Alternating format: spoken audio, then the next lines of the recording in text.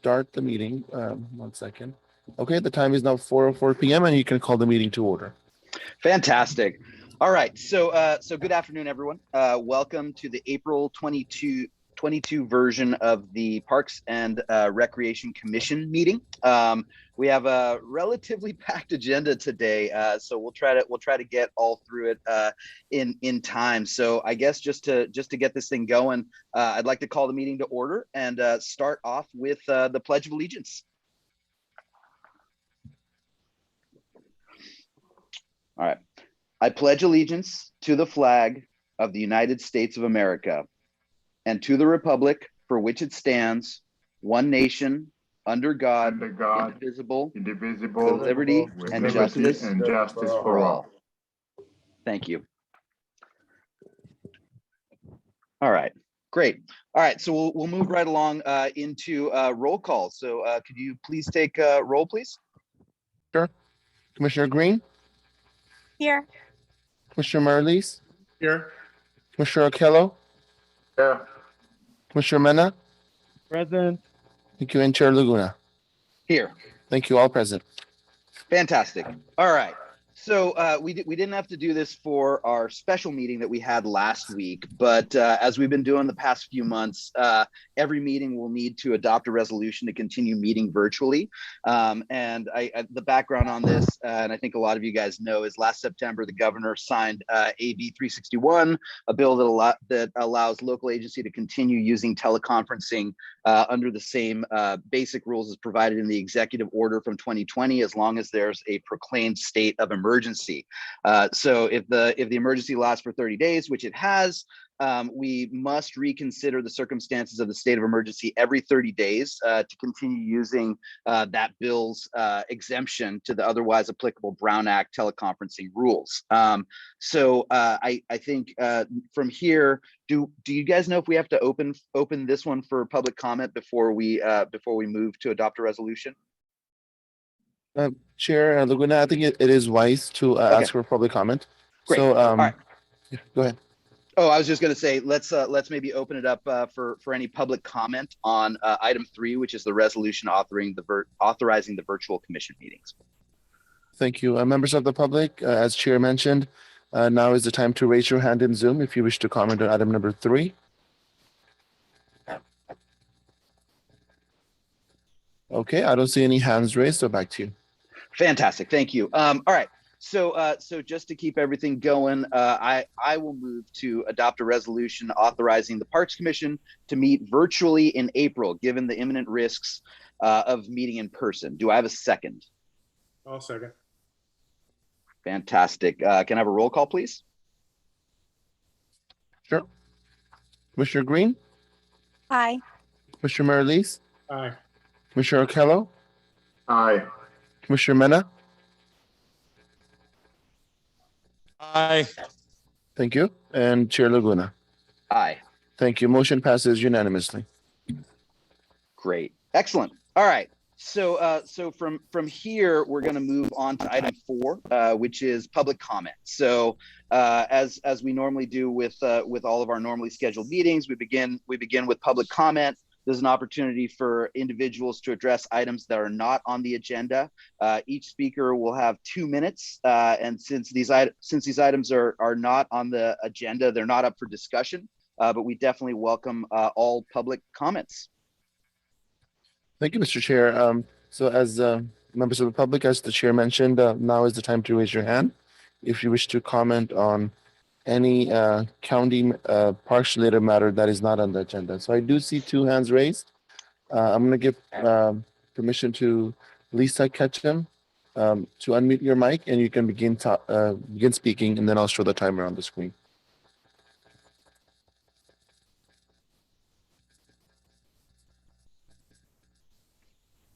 Thank you. Good afternoon. I'd just like to praise and support the return. Can you hear me? Yes. Sorry. Praise and support the return of the comprehensive written director's report that used to be included with each Parks Commission meeting materials. This was a compilation of updates by staff by district and park and program. It usually ran about 12 pages, and it was an invaluable source of detailed information for the public as well as the commissioners, so much so I saved them all on my computer. In 2020, during the pandemic, this type of report was discontinued and it has not been resumed. So my pitch to you today is I hope this can be provided again. I strongly support it. Thank you very much. Thank you. Thank you. Thank you, Lisa. Our next speaker is Carla and Young. Carla, I'm going to give you the permission to talk and you'll have 2 minutes. You can hear me now, right? Yes, thank you. Oh, thank you. I looked over the agenda and what I noticed was lacking, and I did bring it up during public comment at the last meeting, which was not really a public meeting. It was more of a retreat. But the fact that there's so little information given out on the agenda. And I noticed that you have a random parks budget for certain things, but you have not included the different districts of what each parks commissioner represents. And therefore, it's hard to tell what kind of equity the Mid-Coast is getting. The unincorporated area, I don't see anything really on there on your current budget that you have, and maybe it's going to be in a PowerPoint display that's not published yet. But again, I really think it's important that you have a published breakdown of the different budgeted items for each individual park. And we'll find out that way who's not being represented or who's not getting any money. But recently, the Board of Supervisors voted to do a land swap for debt forgiveness of the Big Wave South parcel. And they said it was zoned for a community center or an interpretation center or something like that. So I'd like to know if, besides the fuel load money that's being given to Quarry Park, if you're planning to fund that parcel with some kind of parks funding. So hopefully, I know you can't answer during public comment, but I really would like to see the Mid-Coast get some equity because we're usually overlooked. And that Big Wave South parcel will soon become county property. And it said in the Board of Supervisors minutes that when it was discussed and voted on, that it was zoned for zoned for a community center. So I hope maybe that's part of Nicholas's program. Thank you. Thank you, Carlisle. Can I, See any other hands raised at this? Sorry, go ahead. could I clarify something? I don't want to have any discussion. I just wanted to clarify something about parks districts, which is commonly misconstrued, I think, in that the supervisorial districts are not the parks districts. District 3 supervisorial district has many parks, but supervisorial or parks district 3 is not, it's a different district. So you can't look at the budget by parks district and assume that that is the supervisorial district. It's a separate entity. Just wanted to clarify that. Thank you, Commissioner. So now I'll make the last call for folks to raise their hand if they wish to speak on during public comment. I do see one other hand raised. So Fran Pollard will be our last call speaker. Fran, I'll give you the permission to talk and you'll have 2 minutes.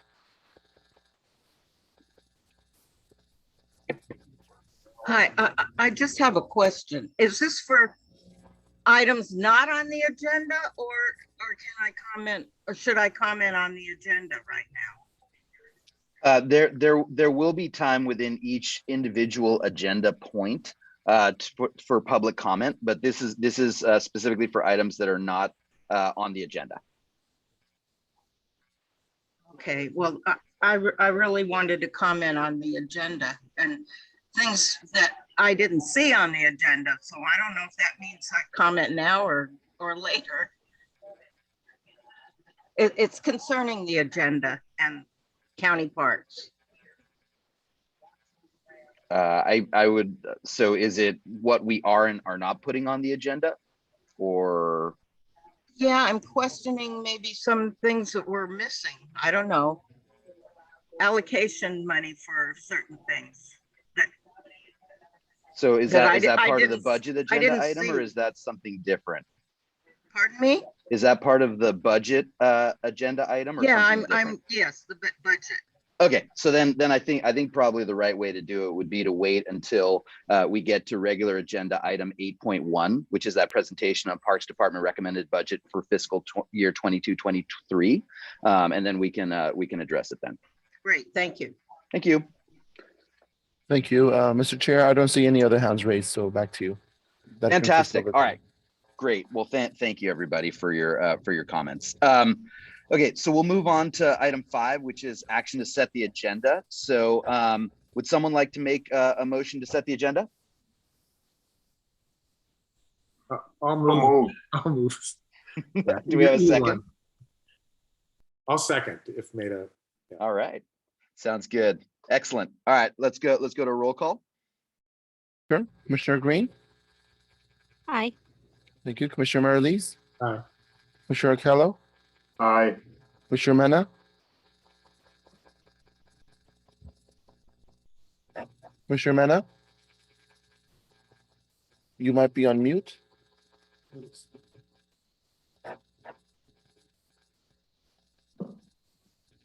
Commissioner Mena. Okay, I'm going to mark you absent, and Chair Laguna. Aye.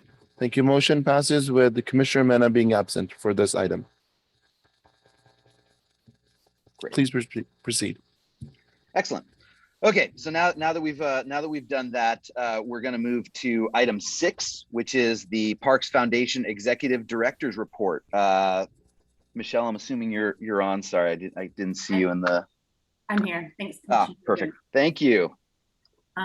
Good afternoon, everyone. Just 3 updates that I would like to share with you.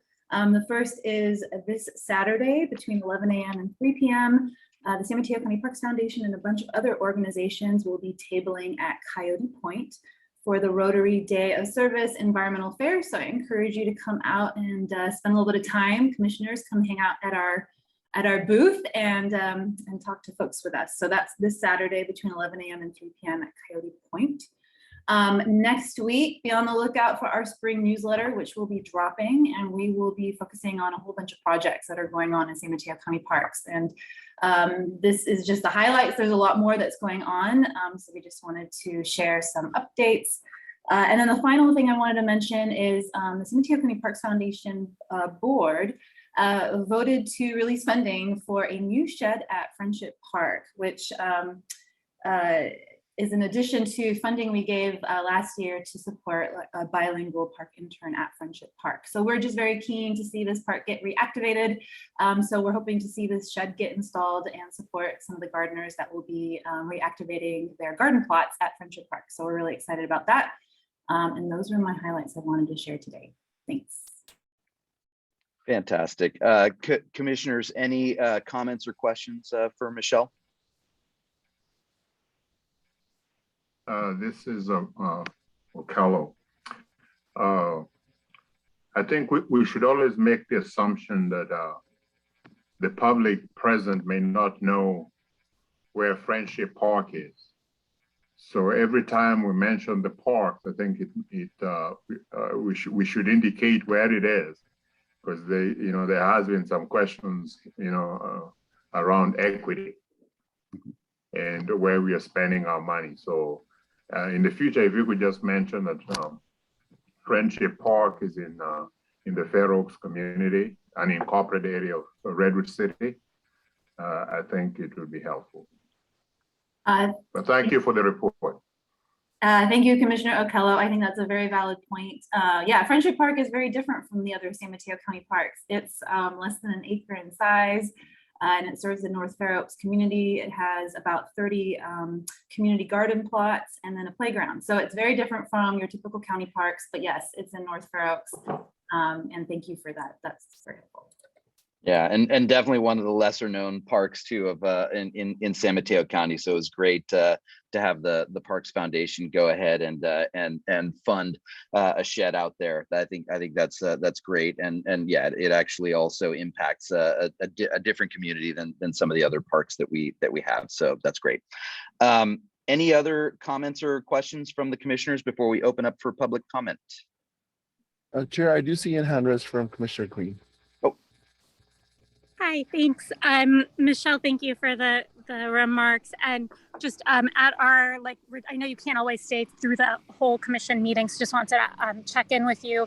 After our meeting, our retreat, work plan meeting, we had made an adjustment, a planned adjustment in the work plan to modify the goal related to the foundation so that it's less, Chair Laguna, please help me rephrase it if I'm misrepresenting, but it was basically less about just promoting awareness about the foundation and more general to work in partnership to further the department's goals through partnerships like the foundation.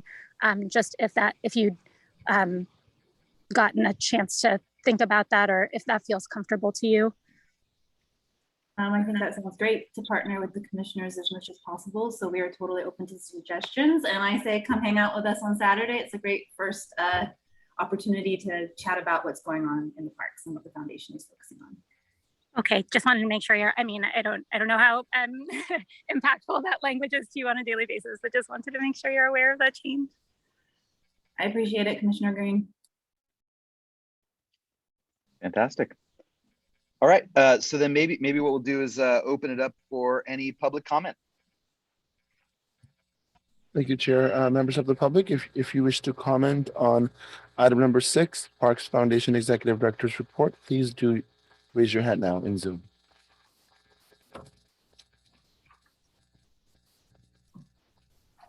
Okay, I don't see any hands raised, so back to you, Chair. Great.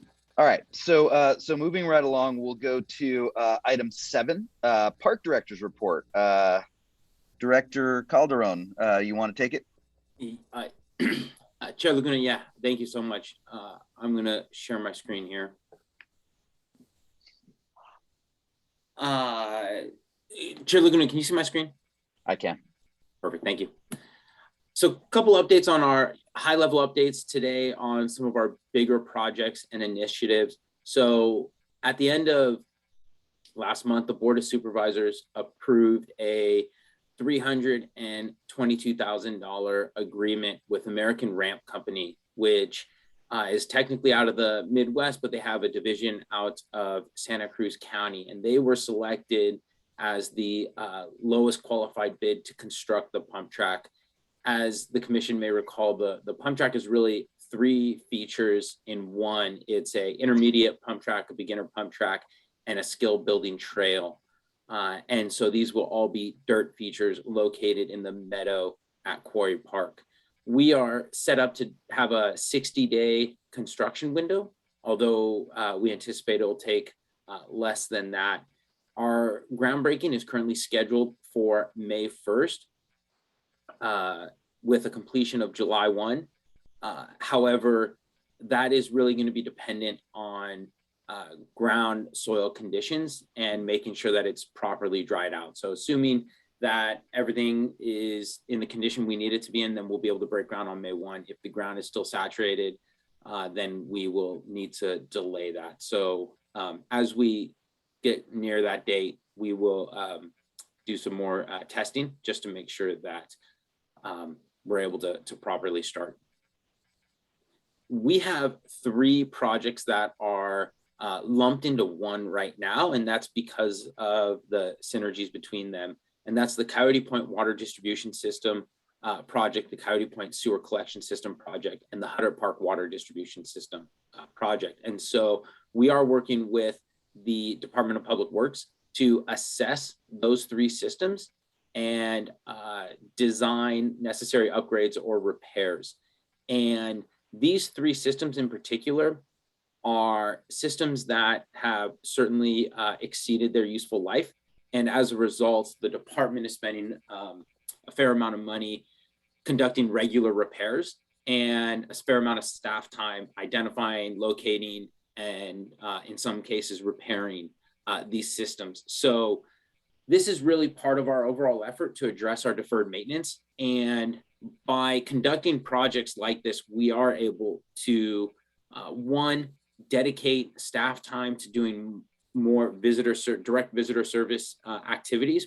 We're also able to allocate more financial resources elsewhere in the system. So we will continue for several more years to identify the highest need deferred maintenance issues we have in our system and address those as funding becomes available. So this Friday, so overall for all three of those systems, to assess them and design them, we have set aside $800,000, and that's been that was approved by the Board of Supervisors in this budget cycle. So that would have been back last year. We are having our first kickoff meeting this Friday, and we're hopeful to have assessments at the very least for the Coyote Point water distribution system done this summer and designs completed by the end of the year. Of the three, the water distribution system at Coyote Point is going to take priority for a number of reasons, including some of the new facilities we have going in and Curiosity's new campus project. So there's a couple reasons why the water distribution will take priority. And then again, though, we will be driving the Coyote Point sewer collection system as well as the Hutter Park water distribution system. We want to see those moving forward at comparable time frame, and they all will be done by the same contractor. So speaking of Curiosity, the Board of Supervisors just approved a new ground lease with Curiosity. So for those of you who may be less familiar, Curiosity is a science and wildlife center located in Coyote Point, and they are interested in building a new campus, which would be 8 new buildings and exhibits, including a brand new American river otter exhibit, which I am certainly very excited about. Right now, they do have one river otter, but by constructing a new exhibit, they'd be able to meet new standards and actually have a second otter. So it would be great for them to have that company. So they are looking to break ground as soon as possible and are filing all necessary permits right now. But the first step was having a lease, and the Board of Supervisors again approved that last month. The term of this is going to be for 30 years. They will have 2 15-year options to extend that as well. So the Memorial Park restroom and shower room replacement project, here's where they are as of right now. So you can see the inside of some of these buildings. And here's the outside of the same buildings. So overall, this phase of the project has 6 new restrooms and shower buildings. One of the restroom buildings is 4 restroom stalls. 4 of the other buildings are going to be mixed use, so 3 restroom stalls and 1 shower. And then the last one is going to be a mixed use with 4 toilets and 2 showers. So overall, we have an agreement with Romtech out of, I believe it's Oregon, and that's for just over $3.8 million. We are anticipating that, so of the 6, 4 are in campgrounds, 1 is in the day use area, and then 1 is in Huckleberry, which is a picnic site, but having the ability to add toilets and showers there opens up new opportunities to provide new services there. So we anticipate that construction of the facilities in the campgrounds will be done by Memorial Day weekend, and the Huckleberry and Tan Oak will be completed by July, but based on phasing it this way, we do not foresee any impacts to campers. Flood Park, really excited where we are on this. Last week, on the 31st, I believe it was, our public survey closed. So you can see the introductions here. Really excited about the engagement we had. We had 789 surveys completed. And of those, 185 were completed in Spanish. So we did make sure that we were doing the survey in multiple languages. So the task we're in right now is conducting a public engagement process so that we can prepare project design plans, as well as obtain the necessary permits and then prepare the bid documents. We have a contract with CMG Landscape Architects for just under $1.9 million. And the plan is to have this part of the project completed in late 2022 or early 2023. We are about to go through a revision of the plan based on the public feedback. At that point, we will engage with the San Francisco Public Utility Commission, who owns essentially a strip of land right through the middle of the park. So a lot of this will be dependent on our ability to navigate that process. The Board of Supervisors in February, the department went to the Planning Commission to secure a coastal development permit for the off-leash dog recreation pilot program for Quarry Park and Pillar Point Bluff. That coastal development permit was denied, and the department appealed that to the Board of Supervisors. And we worked closely with those in support of the pilot program and those opposed to the then form of the pilot program. And we're able to work out a compromise that was everyone was very happy with and excited about. And that pilot program is just going to be doing off-leash dog recreation at Quarry Park. So that will last for 12 months on the trails shown in green here. Right now, we are in the middle of a period where the coastal development permit could be challenged. And so assuming that all goes according to plan, April 22nd, we will be able to launch that pilot program, and that would run through April of 2023, at which point we will be conducting regular monitoring through those 12 months. And we will use the data at the end to decide if this new use or expanded use is having the intended impact that we wanted, or if there are any adverse effects of that.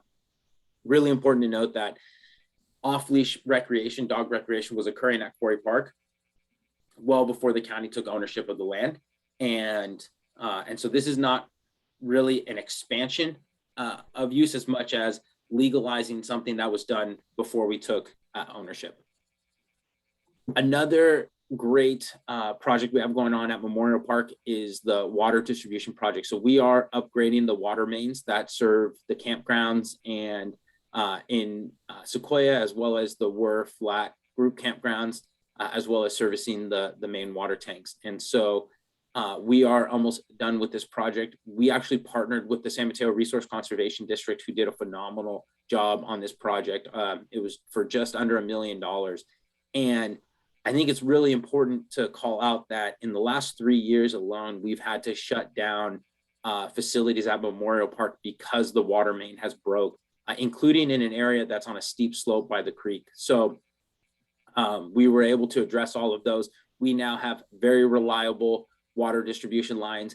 This is the first part of a much larger project. So going forward, we will have to look at replacing the laterals that run through the campsites and the day use areas, but getting these mains in place was really the first step. So now that this is done, we will meet with the Resource Conservation District to talk about next steps and figure out how we want to design the remainder of the system. And then lastly, really excited to announce that we are in pupping season at the Fitzgerald Marine Reserve. And as of today, we have 7 harbor seal pups. And this is just really an exciting time for us at the department and at the Fitzgerald Marine Reserve. So really excited that we are here and excited to see all the new pups that will arrive this year. So with that said, I'm happy to answer any questions that the commission may have.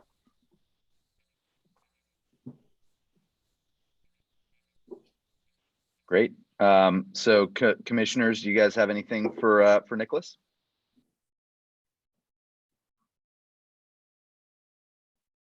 It all sounds great, Nicholas.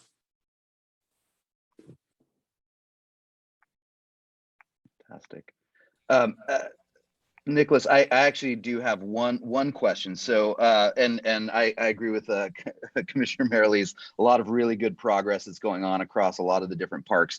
One that I wanted to kind of highlight or ask a question about is, it feels like between the off-leash dog pilot program, the pump track, there's a lot of stuff going on at Quarry Park, and specifically targeting a lot of new uses, which I think is great. I guess my question for you is around what, if any, kind of additional, I guess, measures are you taking as we're starting to open this park up to potentially more people? I know there's been a lot of talk about whether we're going to expand parking or deal with the parking thing, or if we need more rangers or other things like that. But I just wanted to get your take on kind of if you feel like there's going to be an expected increase in visitation, and what you might be doing to kind of address some of that. Chair Laguna, great question. So we are in the middle of plotting out the expansion of the parking lot. We will need to obtain some permits before we can proceed with implementation of that. But we are we will be expanding the parking lot. We are, as part of the master plan, looking at restroom facilities to make sure that adequate facilities are there to serve the public. And then we are also going to be, through the master plan process, looking at what other type of management approaches, could be considered. I think between the expansion of the parking lot, looking at the restroom facility, I think, and then frankly, partnering with the community, I think there's going to be adequate measures in place to manage those increases. I think it's important to note, we, just like all of our counterparts throughout the Bay Area, the state, and beyond, we are seeing an increase in users. But I personally do not think that, certainly at Quarry Park, it is beyond our ability to manage. And I think the most important thing, again, goes back to having that relationship with the public and the community, and making sure that the rules that are being in place are being put in place are being followed. Thank you. Looks like Commissioner Green has her hand up. Hi, yeah, thank you. About the Coyote Park Point water.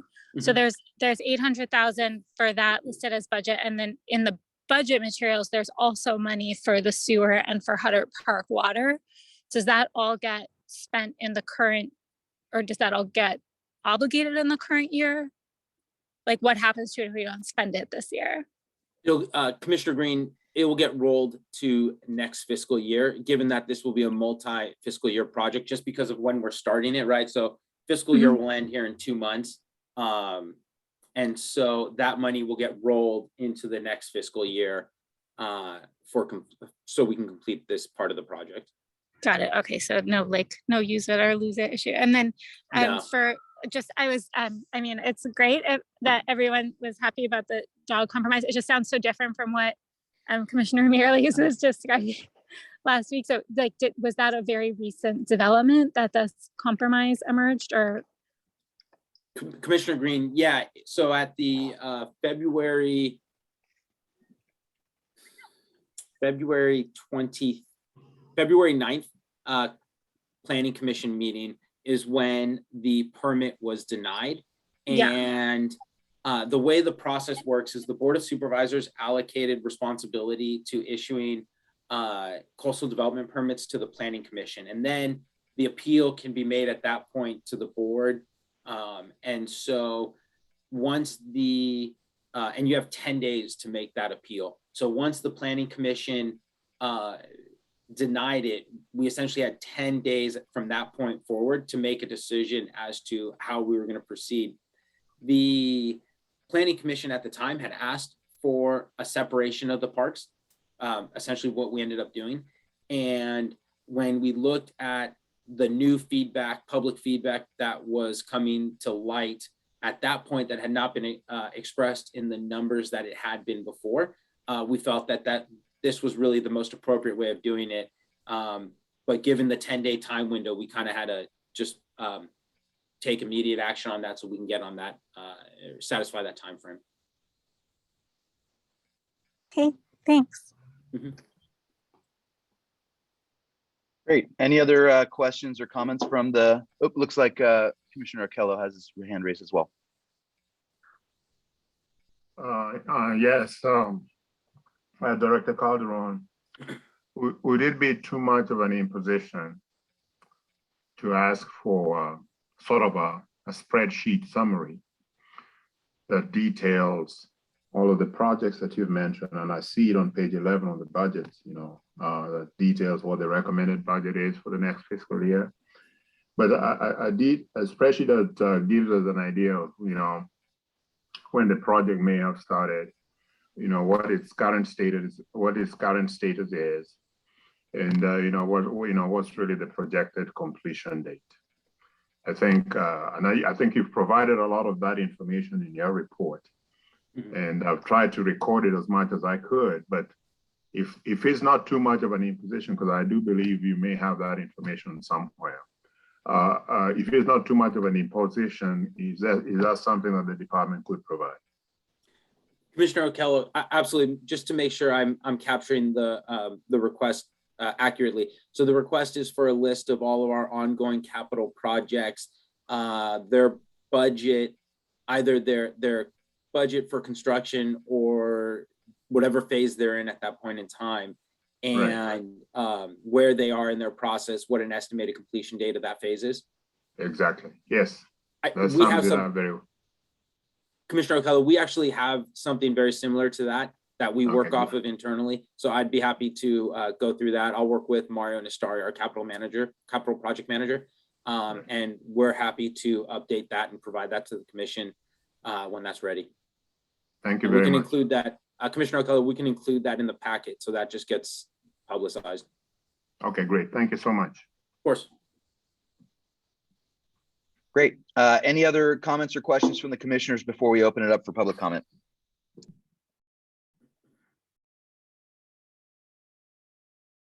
Oh, sorry, I do have just one other question. One feature about the director's report that one of our public commenters referenced that I missed is information about who's coming to the parks. Is that something that you're collecting today? Like, do we have counts and do we know anything about who is and who isn't coming? Commissioner Green, we have counts right now due to the specific capital projects that are underway. I will say some of our counts are misleading in the sense that they underrepresent who's coming into the park. So probably the best example is the city of San Mateo has the levee project at Coyote Point, which has shut off access to where our trail counter is for the Bay Trail, which accounts for several 100,000 visitors a year. And that's not being captured right now. So as far as overall counts, we do collect that. We can certainly compile that and provide that in chart form, with the caveat that as of right now, it is underrepresenting. It will be underrepresenting the actual figure of visitors we have. As far as the question of who's coming to the park, and likely probably more importantly than who isn't coming to the park at that point, that is not data that we have. We just have the numbers. Does that make sense? Oh, yeah, definitely. And I don't think I'm requesting anything at this time. I'm trying to get a handle on what already exists and what doesn't. So both parts of your comments are really helpful. Thank you. Yeah, Commissioner Green, we have trail counters at most of the parks and really the high visited, high use ones. But due to construction projects, but then also recognizing a lot of our parks have community access points where visitors who are coming in through those means are not going to be captured in those numbers. So we have what I would consider good data, but right now certainly is a bit skewed downward. Okay, thank you very much. Of course. Great. All right. If there's no other comments from the commissioners, maybe let's put it up for public comment. Thank you, Mr. Chair. Members of the public, if you wish to comment on item number 7, Director's Report, please do raise your hand now, and you'll be given 2 minutes to speak. Okay, I do see 2 hands raised. First is Carla Ann Young, followed by Lisa Ketchum. Carlisle, I'll give you 2 minutes to speak, so please proceed. Thank you. This is aimed at Nicholas. I guess you have trail cams at Quarry Park, so will you be able to provide counts prior to the opening of the pump track for that park? And you also mentioned that there's 322,000 left to spend on that pump track. You took 250,000 out of the Mid-Coast mitigation fee about 2 years ago. How much did GCSD participate? Because they were going to give some money too. And looks like the bulk of the money came from the Mid-Coast Parks mitigation fee. I also wanted to ask about the trees in Flood Park on your survey. You didn't really mention if there were a lot. It seemed to be when I was on the, I guess it was a video conference about Flood Park, a lot of people didn't want the trees cut down. You didn't mention if that was part of the reevaluation you guys are doing. And on the dog plan, I wondered if you're planning for enhanced monitoring, because originally when you were at the MCC, you said there wouldn't be any extra park monitoring by any on-site rangers. So I think that was one of the reasons the MCC voted no, or didn't vote to approve it. And I worry if they turned it down at the Planning Commission on February 9th, when did the Board of Supervisors approve it?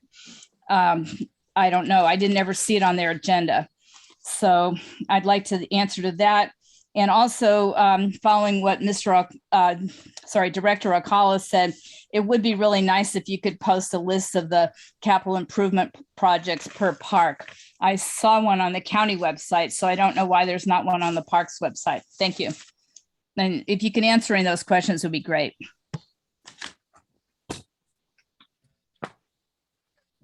Thank you, Carlisle. And just a reminder, public comment is not question and answer. So I think the staff will try their best, but they're not required to answer the questions. So our next speaker is Lisa Ketchum. At this time, I'll make the last call for any other hands raised for public comment. So Lisa, sorry, you'll have 2 minutes and please start speaking. Thank you. Nicholas, so thank you for the slide presentation. And that's really good with the pictures and all when you're making a oral report. But I guess what I was speaking, what could augment this is, well, one thing after the fact, perhaps to post that slide presentation with the meeting materials for people who couldn't make the meeting. And also it would go hand in hand with what I was referring to earlier, the more comprehensive report each month on the details of what's going on in each park. That's it. Thanks. Thank you, Lisa.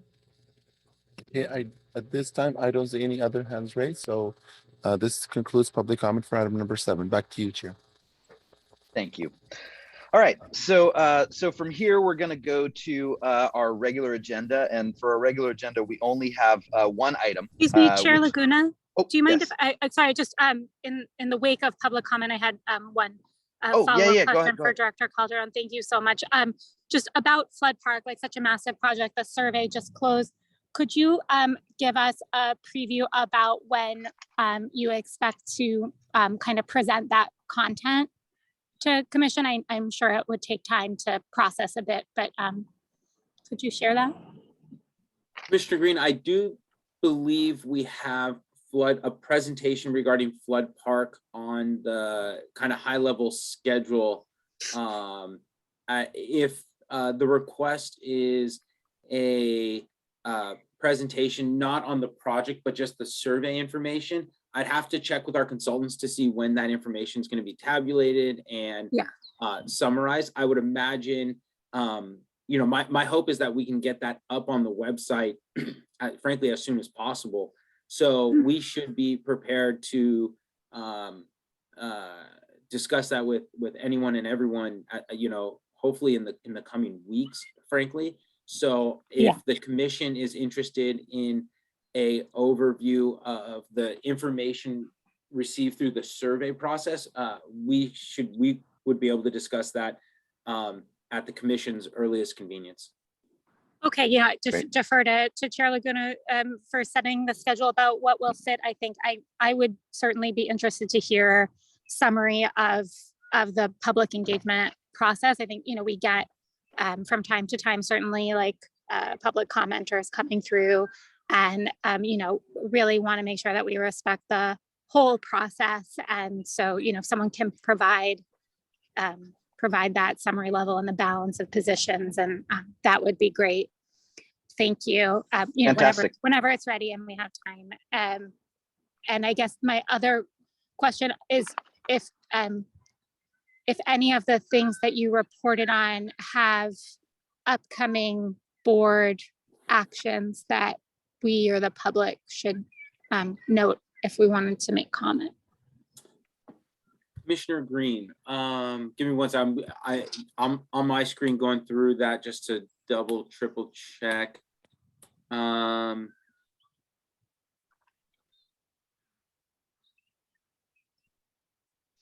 Nothing in that presentation is going to require board action soon. So the pump track already had its board action.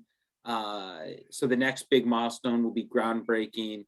The next board action for the Coyote Point Water and Sewer Project, as well as the Hutter Park Water Project, would be adoption of plans and specs, which would be, you know, hopefully end of this year. Curiosity ground lease was already approved, and I think the board's done with action on Curiosity. Memorial Park, the next milestone will be campers using it Memorial Day weekend. Flood Park would really be the soonest milestone of what was presented, and hopefully that will be by the end of this year or early next year. And then the dog pilot program will be hopefully April of next year. So nothing requiring board action in the immediate future. Hey, thank you for clarifying. Of course. And Commissioner Green, I can certainly add that in future updates as to what requires board action and what does not have board action coming up. Yeah, that's awesome. I feel like, you know, just looking ahead to the, you know, where we talk about the work plan and like that piece about transparency, I feel like that, you know, we can figure out what makes sense. But yeah, having that be a consistent part of news, I feel like would be a real positive for everybody. So hopefully it's not too burdensome. No, not at all. I'd be happy to do that. Great. The only other thing I'll add is Commissioner Green, the flood park. We can address that in item 10, which is the item for a future agenda. So we can chat a little bit about that and when we might be able to see that, maybe as early as our next meeting. But actually talking about timing of updates to line up with board action. I guess the one regular agenda item that we have is the presentation on the Parks Department recommended budget for fiscal year 2022-2023, as I think I discussed with Hannah and maybe Nicholas as well.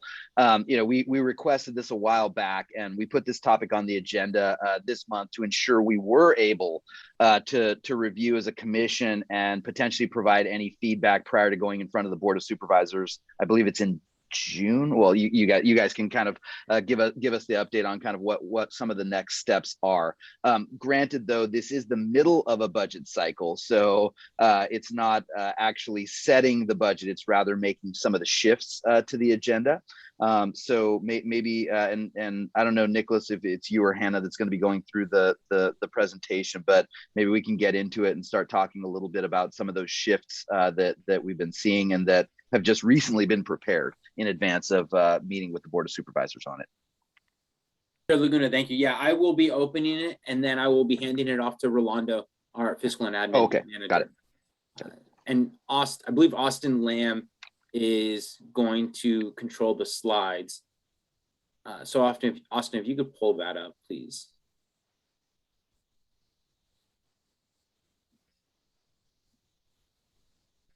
Thank you. Go ahead and next slide, Austin. Thank you. So today, here's an overview of the information we will be providing. I'll start with a flow chart of what the budget process is. As Chair Laguna had stated, we are in year two. I'm sorry, we're going into year two of a 2-year budget, and so I can kind of walk the commission through what that means and how the county does its budgeting, and then I'll hand it off to Rolanda, who will talk about the adjustments that have been made and the recommended budget summary. So next slide, please. So the County of San Mateo does a 2-year budget cycle. So the way we do it is we work to develop as detailed as we can, a budget for, in this case, fiscal year 21-22 and 22-23.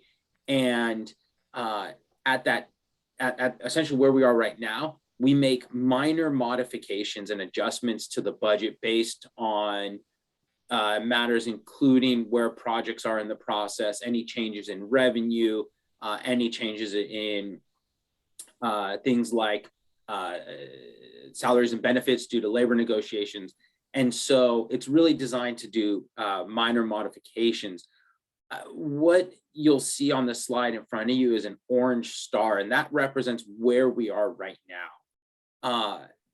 If you look at the top of this slide, you'll see a green star, and that is where a bulk of the budget development and budget development process and feedback phase occurs. So that's as we're starting the development of the 2-year budget and really looking at what are our goals, what are our strategic priorities for the next 2 years, and how do we want to allocate resources to accomplish those. And I think during the retreat, Commissioner Okello identified it very clearly as like, that's where a bulk of the feedback will be delivered. The orange star where we are right now is really just based on the mid-cycle minor adjustments. Austin, next slide, please. And so again, I've spoken with the commission in the past about the way we break down our strategic priorities, and we break it into 3 categories: our facilities and infrastructure, our visitor services, and our natural resource management. And I openly recognize and acknowledge and promote that one of the great things about parks is there is overlap in all of these, right? And so the reason we want to maintain our facilities and infrastructure is to make sure that the manner in which we're providing our visitor services are as smooth and enjoyable as possible. But likewise, in order for us to provide the right visitor services, we really have to be maintaining our natural resources. So there is a fair amount of overlap in these 3, and we recognize that. But when you break it down the way we do, our facilities and infrastructure are really those large-scale capital projects and visitor facilities. Our visitor services includes much of our interpretive program and how we provide those direct visitors, and then those direct services. And then our natural resource management is how are we stewarding the land, and how are we managing our fuel loads and protecting our resources and restoring land by trying to remove and eradicate invasive species. I was looking for that word. And so that's our 3 strategic priorities, and that's really how we start, and then we build our budget from there, and we build the manner in which we provide our services from there. And something that I do want to call out is that providing our services, the way the public wants to use our parks is always changing, and certainly COVID changed how the public uses parks, the activities the public likes to partake in at parks, and the number of people using parks. And it's really important that we are aware of that and we stay aware of that, because the way we provide services and our mindset has to constantly evolve with the public so that we can be providing those services. And so it's really important that we follow that evolution and we recognize it as we're looking at these three priorities. Austin, next slide, please. So now I'm going to go ahead and turn it over to Rolando to walk the commission through the numbers, and both Rolando and I will be available to answer any questions at the end. Great, thank you, Nicholas. Good afternoon, Chair Laguna, Parks Commissioners, Parks and County staff, members of the public.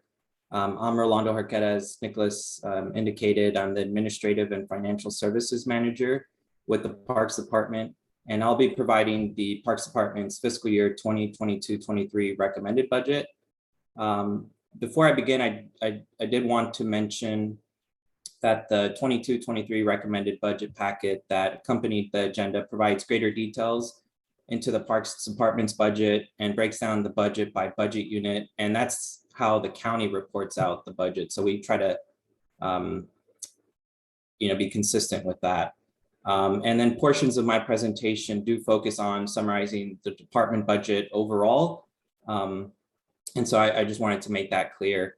And then before detailing specific adjustments to the fiscal year 2022-23 budget, I wanted to introduce the tables that are presented on this slide here. The larger table on the left provides a department level overview of the changes that were made from the Parks Department's 22-23 revised budget to the 22-23 recommended budget. The revised budget represents the budget that was previously approved by the Board of Supervisors in September of last year. And then the smaller table on the right is a breakdown of the 22-23 recommended budget. The breakdown is by budget unit. And just as a reminder, there are 4 budget units that make up the Parks Department's budget. Most of the department's positions and all of the department's net county costs are located in the general fund portion of the department's budget, and that's the Parks and Recreation budget 3900B.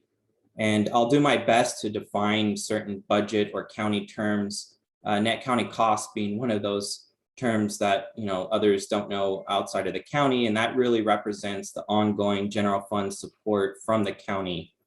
Net county cost is needed since the Parks Department does not generate sufficient revenue to offset its expenditures. Back to the smaller table on the right, it should be noted that rollover of appropriations for projects, especially CAP projects or capital projects, does not typically occur until after the year-end accounting process, which occurs between June and August later this year. And that really allows us to determine how much we actually spent on projects and how much we can actually roll over to the following fiscal year. And so this explains why we have a relatively small capital projects budget during this stage of the budget process. The Fish and Game Fund, Coyote Point Marina, and Parks Capital Projects budget units are not a part of the general fund. The Fish and Game Fund is a special revenue fund, and spending is restricted to activities found in the California Fish and Game Code. The Coyote Point Marina is an enterprise fund, which means that it is operated and financed in a manner that's similar to a private business. So it really needs to generate its own revenue to offset its own cost. And then the Parks Capital Projects Fund is outside of the general fund budget, but it can receive one-time general fund dollars for capital projects. As shown on the slide, there were increases in the Parks Department's total sources, total requirements, and net county costs. In the following slide, I hope to explain the primary reasons for these increases and changes. Austin, next slide, please. Thank you. The main reasons for the changes from the previously approved revised budget to the recommended budget are summarized on this slide.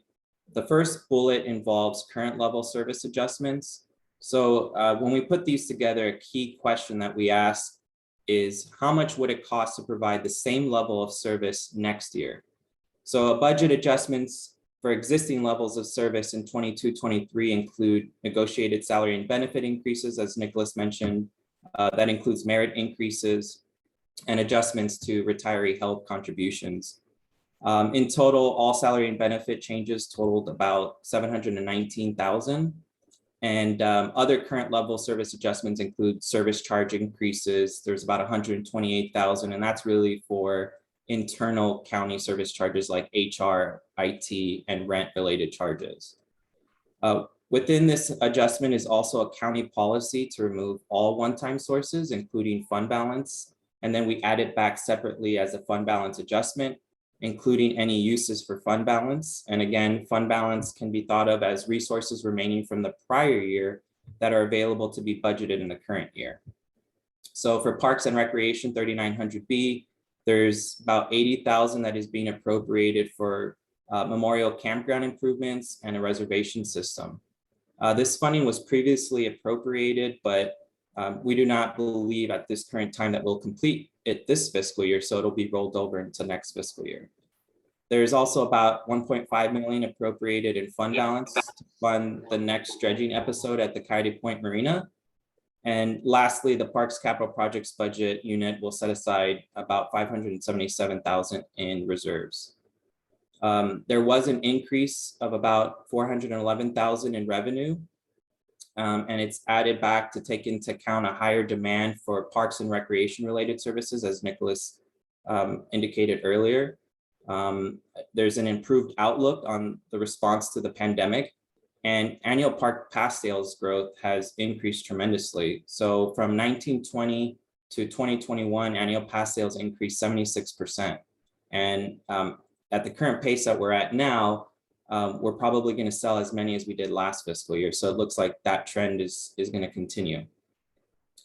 And the increase in revenue will allow the Parks Department to meet its net county cost target. The next item is simply budgeting previously approved donations from different entities, including the Parks Foundation, to complete projects and purchases.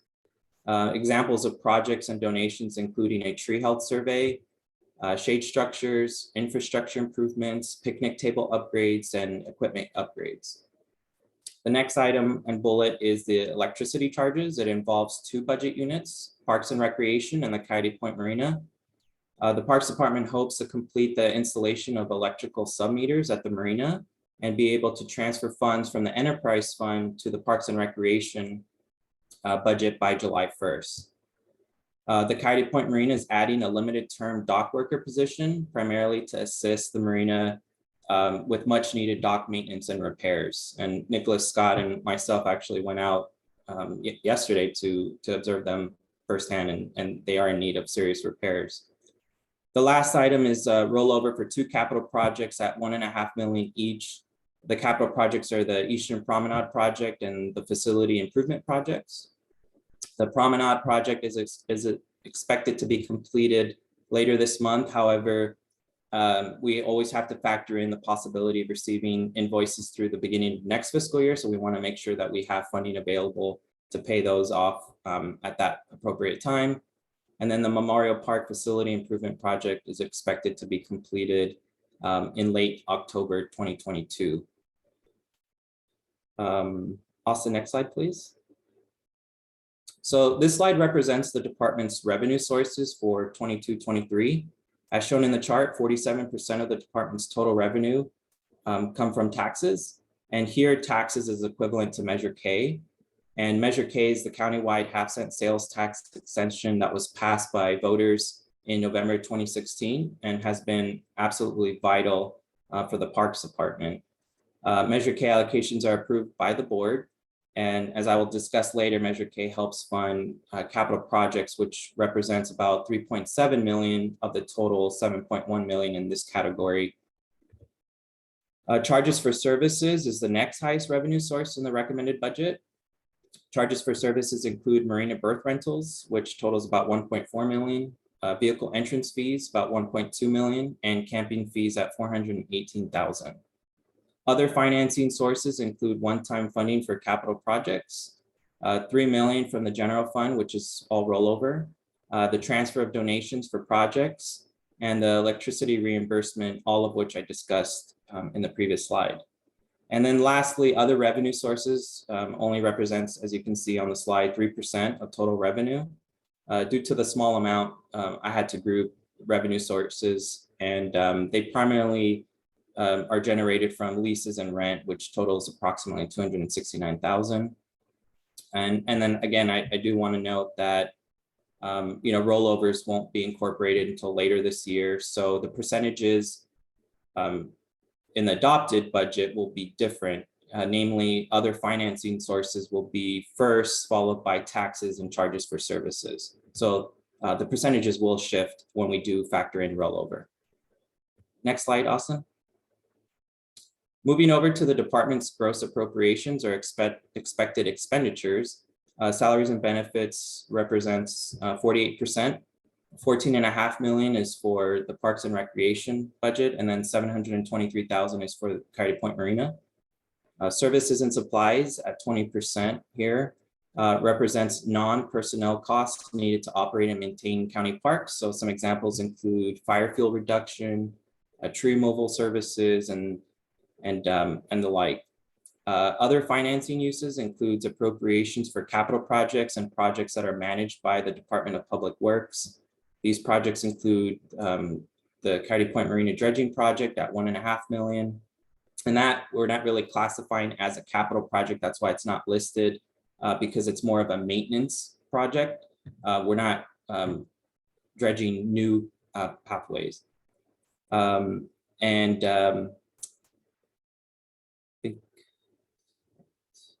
Other charges is the next one I wanted to talk about, which represents 9%. It includes property taxes and service charges that the department has to pay. And they also include HR and IT charges.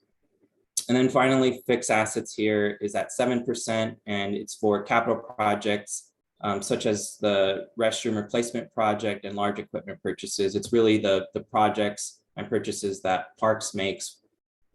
And then again, rollovers will be included later. So the percentages will change.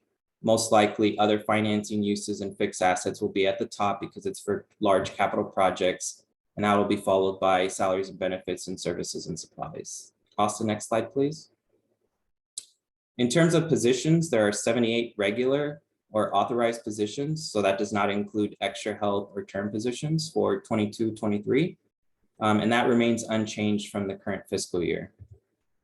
A breakdown is provided for each program area within the department.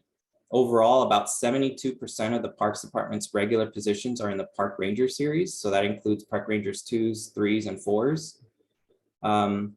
In addition to the Parks operations, at 49, where most of the Rangers are included, they are scattered in other program areas like capital projects, the maintenance unit, visitor services, and Coyote Point Marina.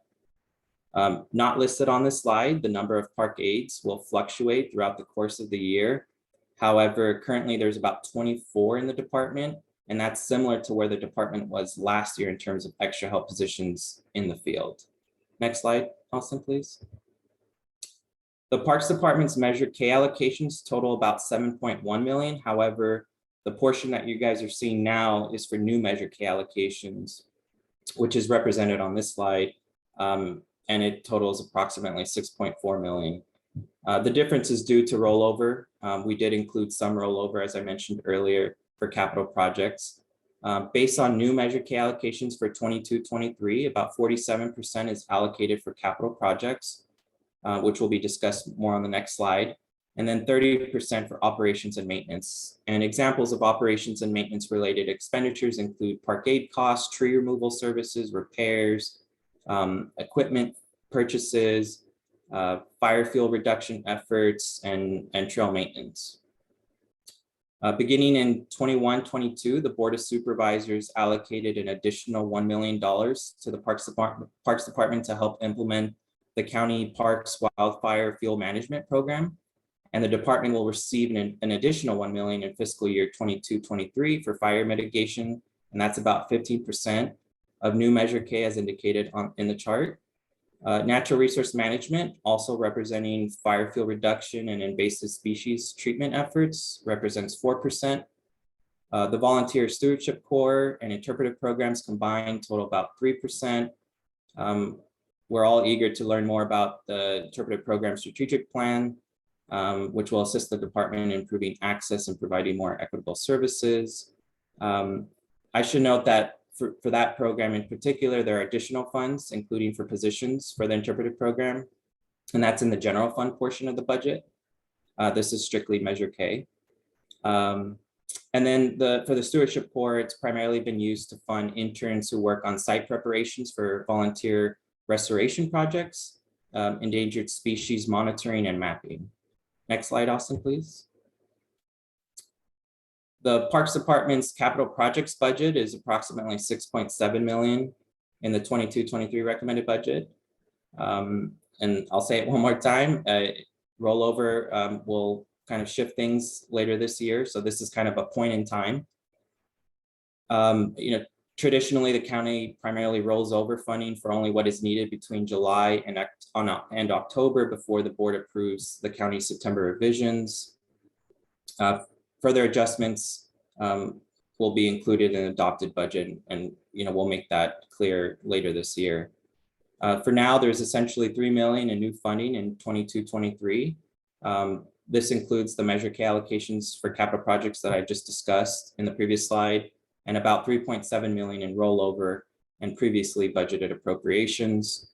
The 3 million in new Measure K includes 800,000 each for Coyote Point Park sewer and water system projects, 200,000 for the Homestead sewer project, 850 for Realize Flood Park, and 350,000 for Huddard Park water system.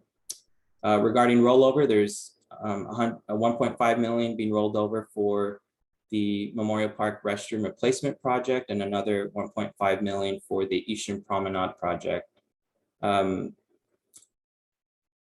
than the Eastern Promenade project and Memorial Park restroom replacement project, which are both scheduled to be completed later this year, the other projects in the chart are, as indicated by Nicholas earlier, in the pre-construction phase, with most in the assessment and design phases. Next slide, please.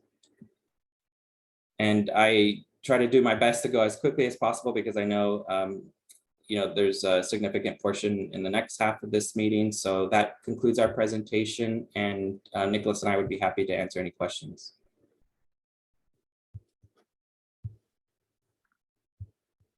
Great, thank you for that.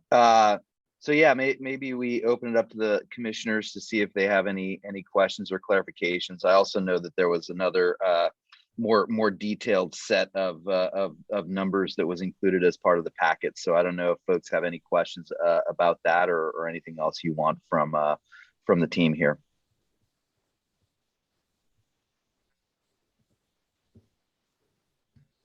Commissioner Green. Sure. Thank you so much. Thank you for this presentation. It's possible. And thank you for doing such a thorough and summary job at the same time. I have a question about visitor services. I don't understand. I understand that the budget is structured to align with like how the county reports out and like its accounting structure, but like, can you just explain to me what is included in visitor services? And if you do the budget this way internally, like how much of our budget goes to that?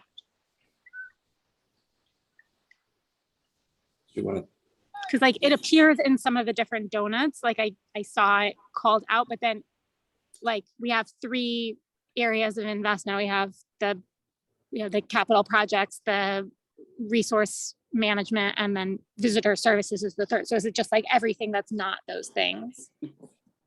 Through the chair, Commissioner Green, visitor services, from say a staffing level perspective is really our interpretive program and our visitor, our volunteer coordinator. That's how we structure from a staffing perspective. But from a strategic priority perspective, we also include things like the dog pilot program would be a visitor services from a strategic priority perspective.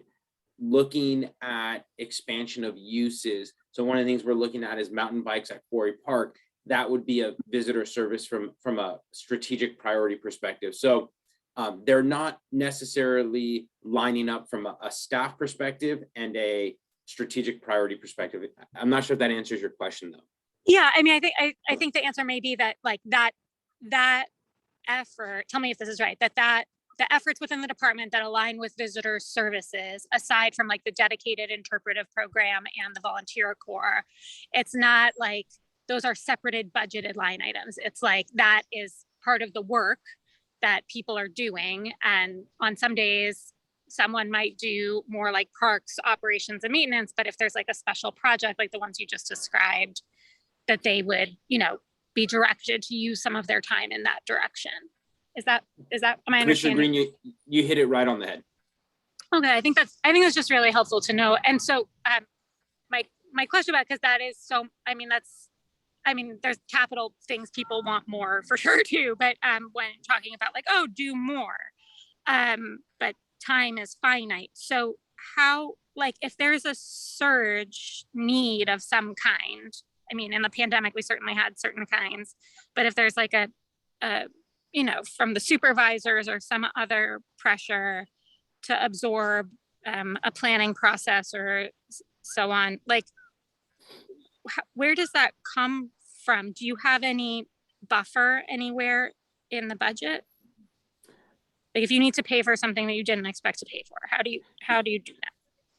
Commissioner Green, so we try to build in buffers, but there typically is no buffer either from a financial perspective or from a staff resource perspective. So when we get to the point where, and I think that this is a very timely question in the sense that we're seeing inflation unlike what we've seen in recent decades, and even before we saw this spike in inflation, the construction sector was the costs were going through the roofs. And so what that means is we have to look at our capital project list and say, and we have to prioritize that. And we have to say, okay, which of these can be suspended for a later date?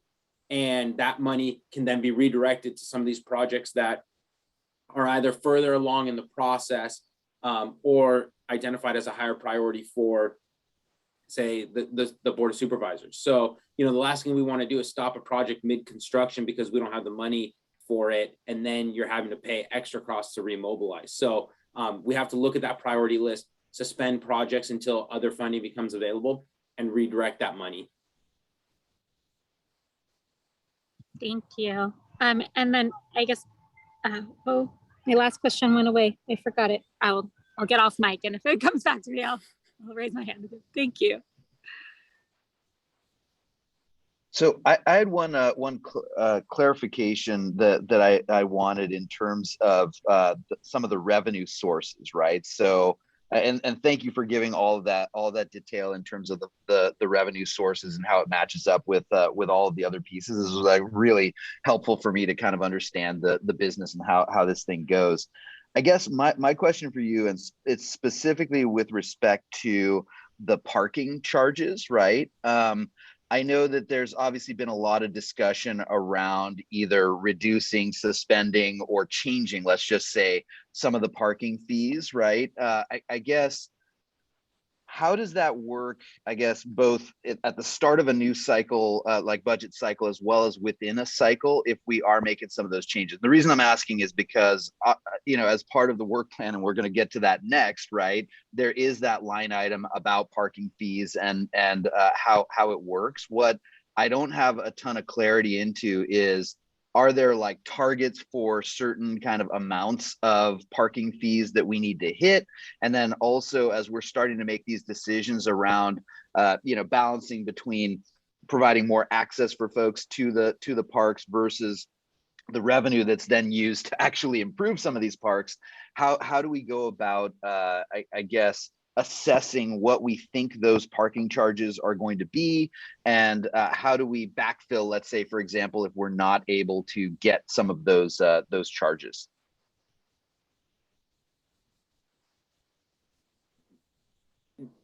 Rolando, do you want to address that? Yeah, no, absolutely. Thank you, Chair Laguna. So, the average for vehicle entrance related fees, for instance, has been about 1.1 to 1.2 million. So if that were to be eliminated, there would either have to be significant reductions to offset the loss in revenue, or perhaps an increase in net county costs, as I mentioned earlier, that was the ongoing support from the county. So there would have to be a corresponding adjustment in the event that we did lose that revenue source, and so that's my answer there. Thank you. Looks like Commissioner Akello and then Commissioner Green both have questions. Commissioner Akello? Yes, thank you, Chair Laguna. Thank you for, the presentation. I think it was a very good presentation for me, very informative. I do have a couple of questions and a couple of, suggestions that I may want to offer to the department, but certainly I want to offer them to the commission as to something that we need to consider to attain greater clarity in terms of what it is that we do. So the first question is that the Coyote Point Marina is considered an enterprise fund. So they essentially raise funds, to finance their entire operations. But since they're under the Parks Department, are there any administrative fees that we collect from them for being the oversight body? And if so, how much is that? And if we are not collecting anything, are there any legal prohibitions that would not allow us to do that? So that's my first question. The comment I wanted to make, I really love the 3 strategic priorities. I definitely understand one, the first priority, facilities and infrastructure. And I understand the third one very, very clearly, natural resource management. But I'm having a little difficulty with the strategic priority number 2. Because a person is a visitor when they visit a park. When they visit any one of our facilities, then they become a visitor.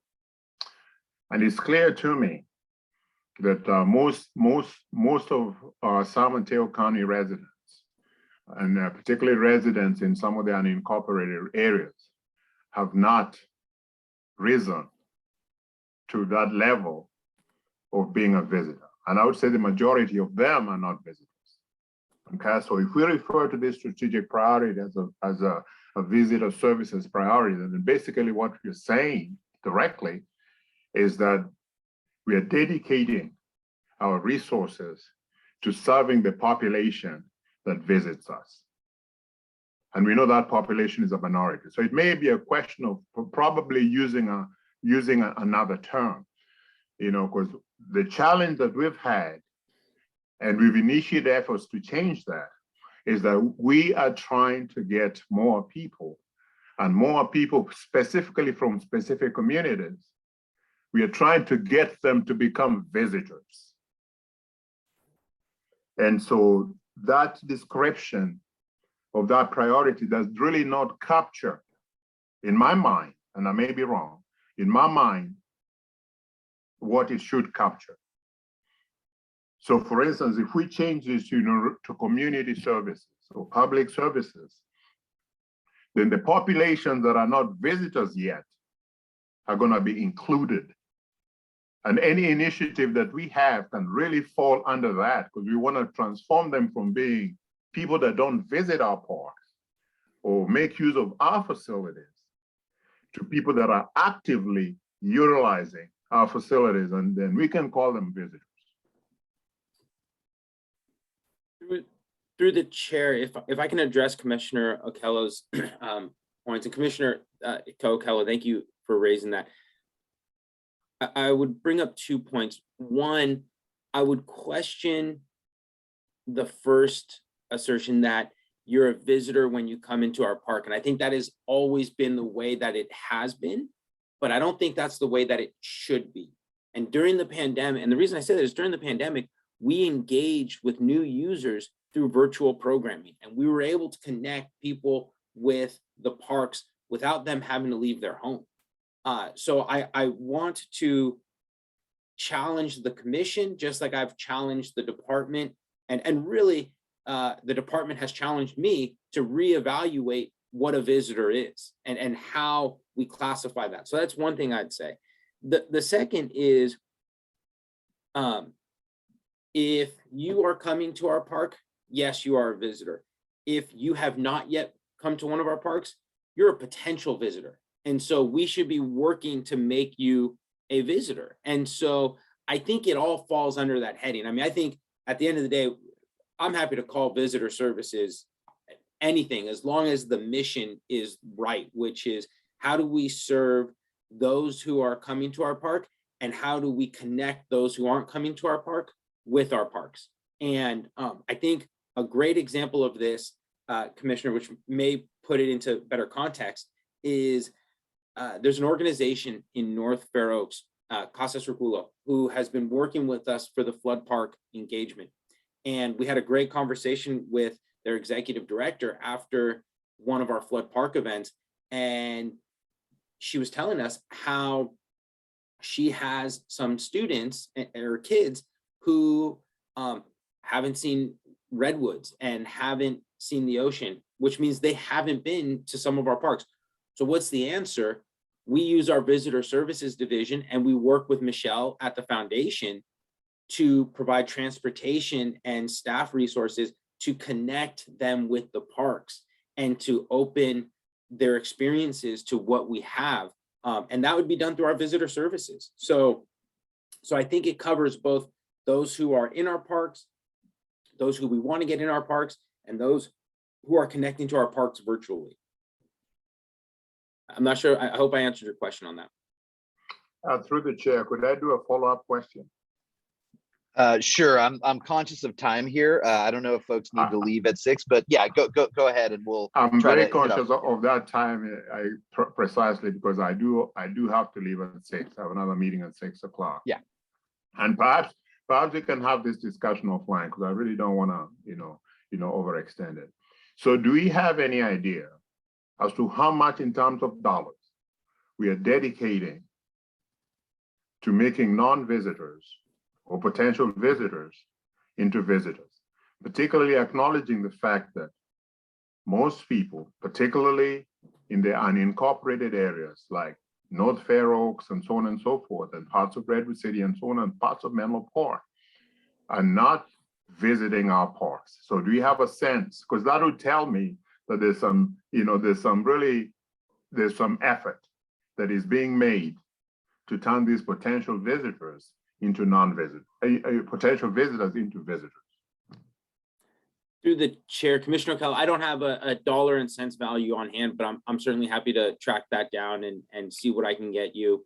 And it'd likely be a range, but I'm happy to dive into that. I'd appreciate that. Yeah. I did have an earlier question, but I'm still waiting for an answer.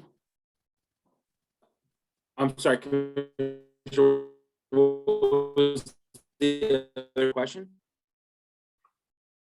Yeah, the question was, Coyote Point Marina is under our jurisdiction. Mm. It is an enterprise fund. Mm-hmm. Do we, because they're under the Parks Department, do they pay some administrative fee because we have oversight over them? And if so, how much? They do not. And if not, why not? I can't speak to why they haven't in the past. I can speak to why I would not be comfortable charging the marina, and that is because the marina has a considerable backlog of deferred maintenance, and with the environmental regulations currently in place, the cost to do things like dredging and replacing piles and docks is really extremely high. And so I think for the time being, it really makes sense that they're able to put as much money towards their facilities as possible. Yeah, thank you. Thank you. Great. All right. So let's go Commissioner Green and then Commissioner Merrilees. Thank you. I just really want to amplify what Commissioner O'Connell was saying about like what is the dedicated effort to turning potential visitors into the actual visitors. I feel like that's an important question to be thinking about in preparation for the next budget cycle. And I hope we keep our eye on that as a commission and look for opportunities to grow in that direction. And then I realized that my other question from earlier was about like stimulus dollars, like from the state or feds, like is anything that's coming through any of the many bills and initiatives affecting parks at all? Commissioner Green,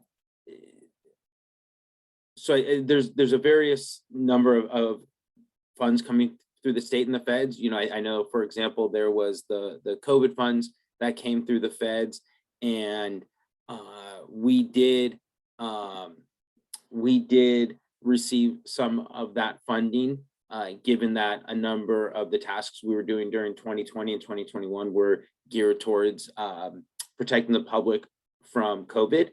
As far as some of the new dollars, specifically infrastructure, the infrastructure bill being the largest, we do have a project list that is part of a larger county-wide list that is in draft form that many departments are working on to be able to pursue some of those funds when they become available. But that will all be through a competitive grant process, and we'll be ready to act on that when the grant opportunity becomes available. Thank you. Great.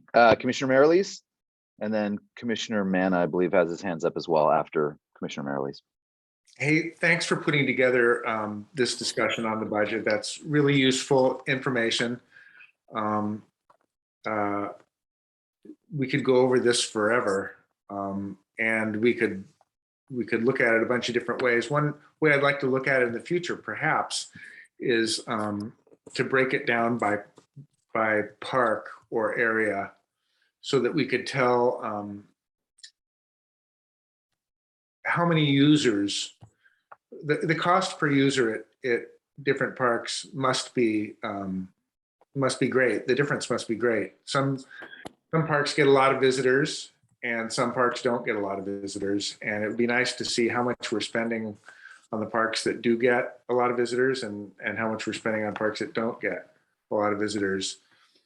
And some parks might have a more diverse user group, and some parks wouldn't. And you can look at the budget a million different ways, and we could do this forever. But if somehow in the future we could put together something like that, I think that would be a good discussion. And I think we should always be aware of the cost of entry restricting users and user groups. If $7 million is coming out of the general fund, out of tax revenue, and $1 million is coming to parks entrance fees, we're all paying for parks already. And the people that can't afford the entrance fees are paying for the parks through their property taxes. And yet, if they can't come up with the entrance fees, they're being restricted for a very small amount of money in terms of the whole parks budget. So yeah, we always ought to look at that. I hate to take $1 million away from the Parks Department and have them look somewhere else for that $1 million. I don't have it, but I think that's a worthy discussion that we ought to keep having every year, multiple times a year. And that'll be a good discussion to have in the future when we talk about parks equity and how to get a more diverse user group in all of our parks. So yeah, I just want to thanks for all the information. That's really useful. And we can talk about it more going forward. Thanks. Great, thank you. Commissioner Manna? So I'm not going to try to, be very long, and I don't want to be long-winded here, but each commissioner has excellent points. I mean, I really appreciate Director Calderon as putting this forth, and you as chair as hearing all of us, from Commissioner O'Kello, Commissioner Green, Commissioner Merrilees. This is very near and dear because we want people to continue visiting parks. And I'm not going to keep going back to the notion of, well, pre-COVID. Well, it's time to, in hopes and God willing that we move forward, and post-COVID, we have a recovery plan. And I can clearly remember, as if it was very recently, Commissioner O'Kello worked on, and I had a hand in it. We saw and we took a look at a lot of districts and a lot of parks, and we did some demographics and a lot of these studies to see what cultural identity, if we have people of color, people of different age groups, field trips, adults, Hispanic, Latino speakers, or we have African Americans coming into the park with people of all cultures. And when we found is that there were not the findings were there were not a lot of people of color, and there were not a lot of minorities that were visiting these parks. I think as we as commissioners, it shouldn't just be, oh, my district is District 5, which is my district, which is my actual district. It shouldn't be about, oh, come to Coyote Point or come to San Bruno Park or come to Crystal Springs. As commissioners, all of the 22 plus parks are all of our parks. So we encourage people of all clouds and all walks of life to come and visit. That way you do generate revenue. I'm looking to maybe team up again with a part of a responsibility once we do emerge from all of this is to try to look at any kind of awareness on to see the economic impact of things. And if we can look at, okay, we've been in a holding pattern for nearly 3 years. What is it going to look like moving forward now that things are a lot safer and we're still practicing safety? What is the financial outlook going to look like in the next 6 months to a year?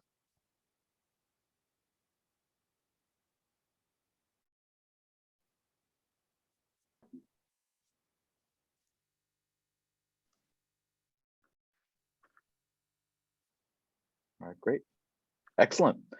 Great points, commissioners. I think at this point, and just given that it looks like we're already at 5:40, I'm going to open it up for public comment so that we can hopefully at least spend a couple minutes on item 9. So yeah, maybe we can open it up for public comment. Thank you, Mr. Chair. Members of the public, if you wish to comment on item number 8, which is the budget for the fiscal year 2022-2023, please raise your hand now. And I'll also make this a last call for folks to raise their hand. I do see one hand raised from Carlisle and Young, followed by Fran Pollard. Carlisle, you'll have 2 minutes, so please proceed. Thank you. Neil mentioned that that they don't do it by district, but I still would like to see posted the different parks for the whole county and how much is being spent on each park for the upcoming fiscal year, because it's kind of vaguely done on this recent report. But as far as the conversation going back to Measure K money is from sales tax money. So not just property owners are paying for parks, but anybody that buys anything that's taxable in San Mateo County is paying that money that they budgeted for the county parks from Measure K funds. So it's not really equitable at all, because usually the poorer people have to spend their money, and people that own houses are taxed anyway on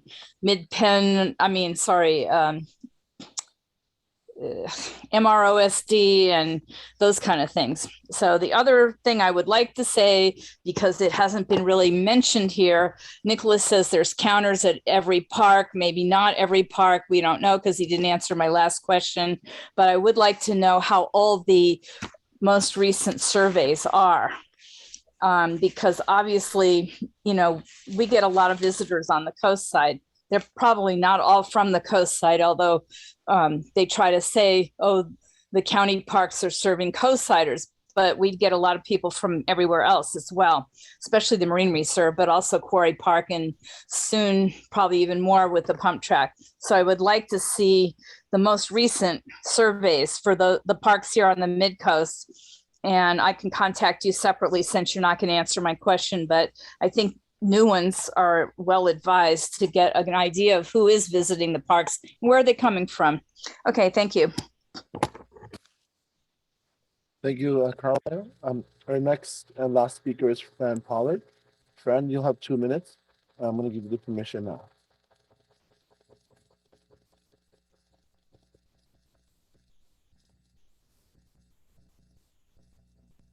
Fran, there you go. Can you hear me? Yes. Okay. Please be, I have to say first that please bear with me. I tried to send you a letter earlier today and it didn't go through. It disappeared. So I'm really angry at Comcast right now. They can't find it. Anyway, I just want to say, let's see, I've got to think from before. I see, I'm wish that you would request more money for the parks.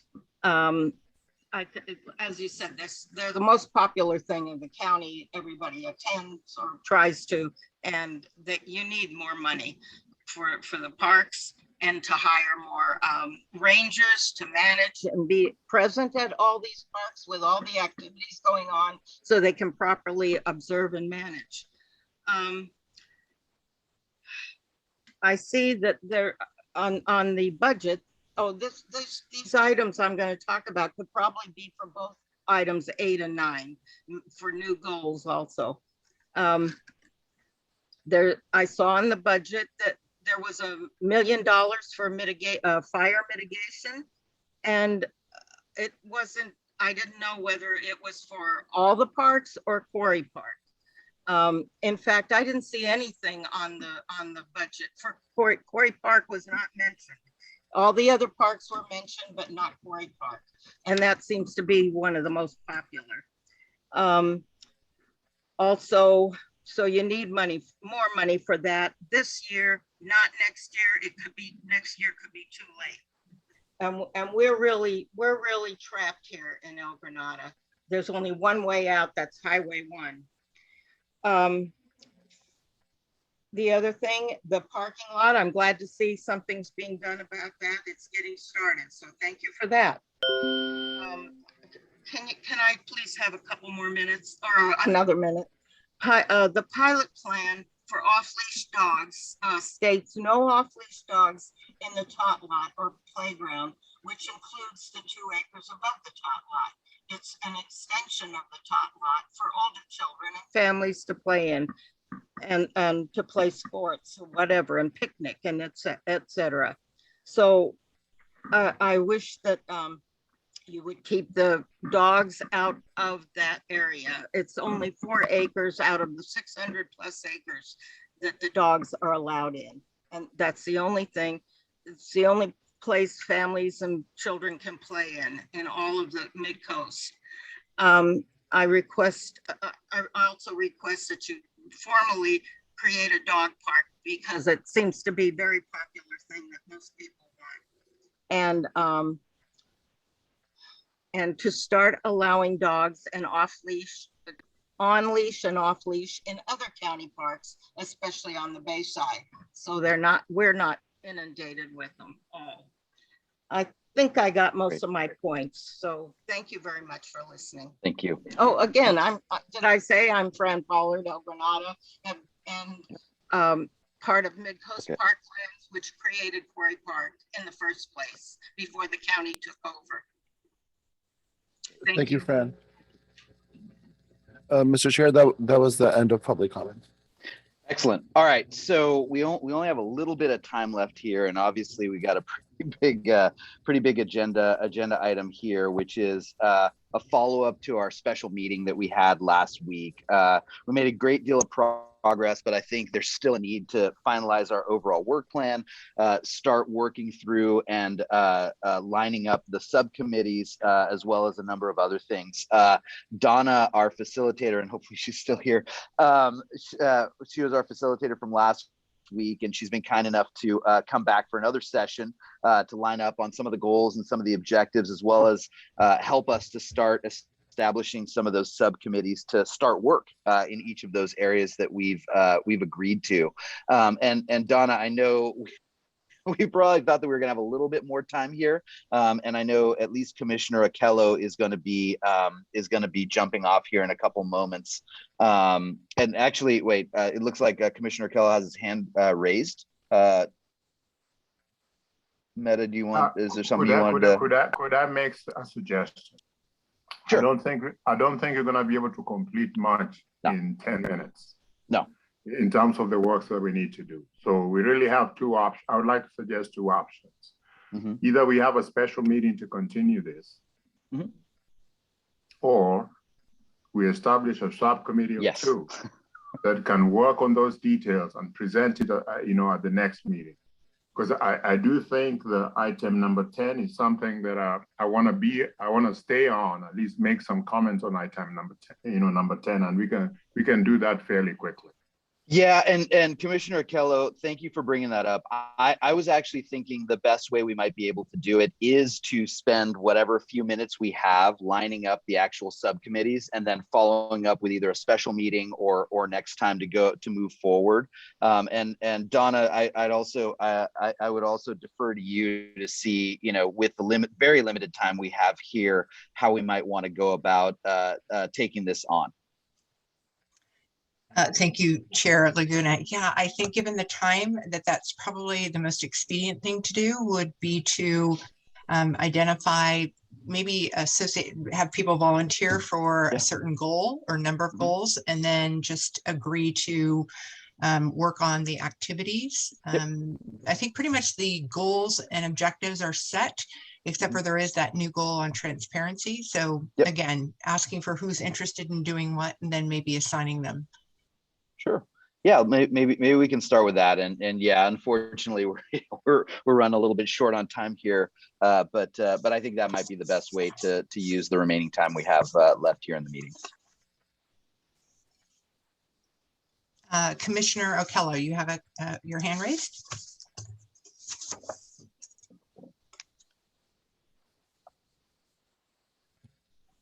Commissioner Akello? I think it might have been raised from the last time. Okay. Right, exactly.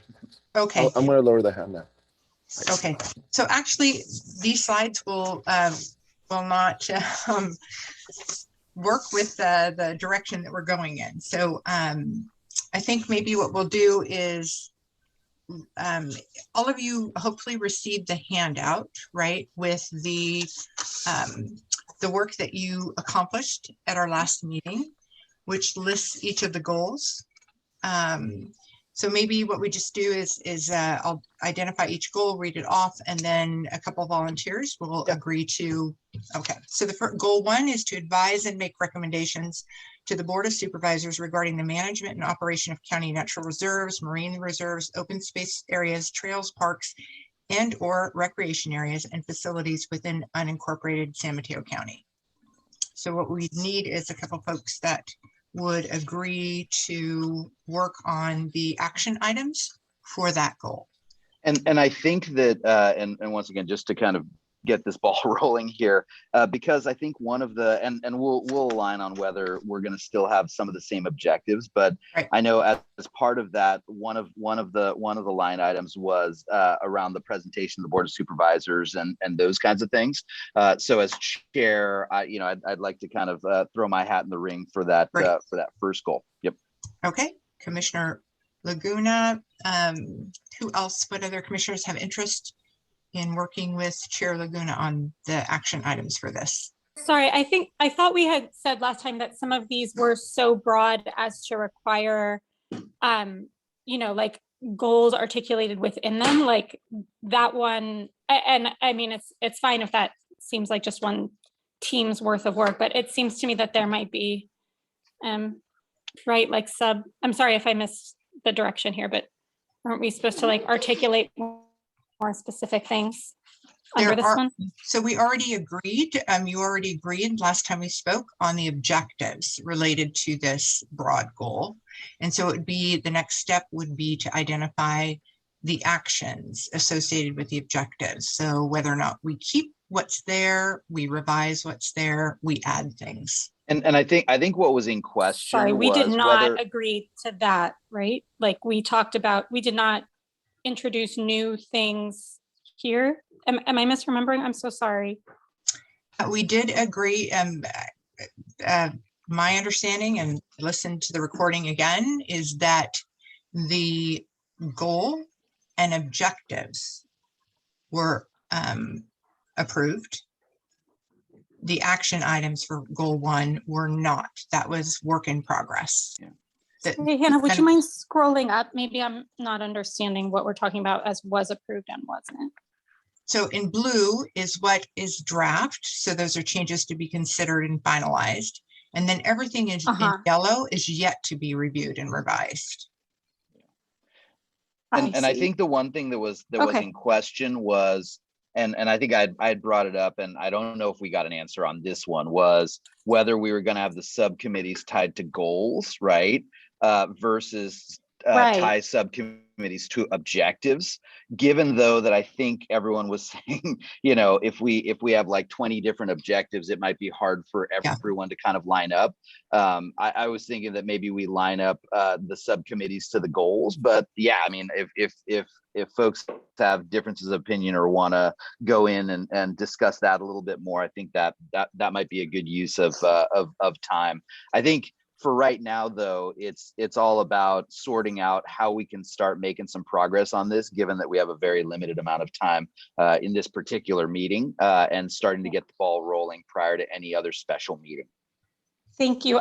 Chair Laguna, I mean, I guess I thought that the instructions for the meeting were to bring your priorities, and that would, you know, give the engine to like making progress, because people would have things they want to work on. So I'm sorry if I missed the call for that, but I thought that's what we were supposed to contribute to the plan. And honestly, if you feel it's premature for us to go it, like I was just going based off the fact that we went an hour and 50 on all the other agenda topics. But yeah, I mean, if you feel like that is a prerequisite, then maybe we go with Commissioner Akello's first suggestion, which is maybe we should just have another special meeting and kind of go into it. I was just hoping that if we could line up who wanted to be on what subcommittee, then that way we could at least get, you know, some work on the individual goals done. But yeah, I'm open to however you guys want to do it.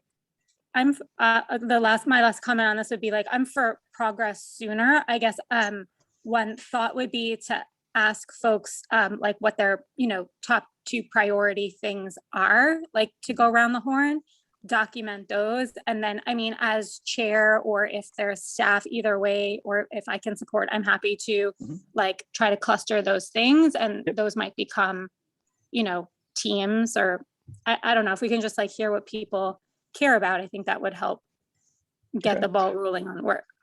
Got it. Yeah. Yeah. No, I think that works. And it looks like we got a couple hands raised, Commissioner Akello and Hannah. Maybe Commissioner Akello, you could go first, and then. Yes, I do apologize, but I do have to leave because I got 4 minutes to the other meeting. And so I can call the chair and get an update on what transpired. Okay. Thank you. Well, thank you, Commissioner Akello. All right, Hannah, you look like you have your hands raised as well.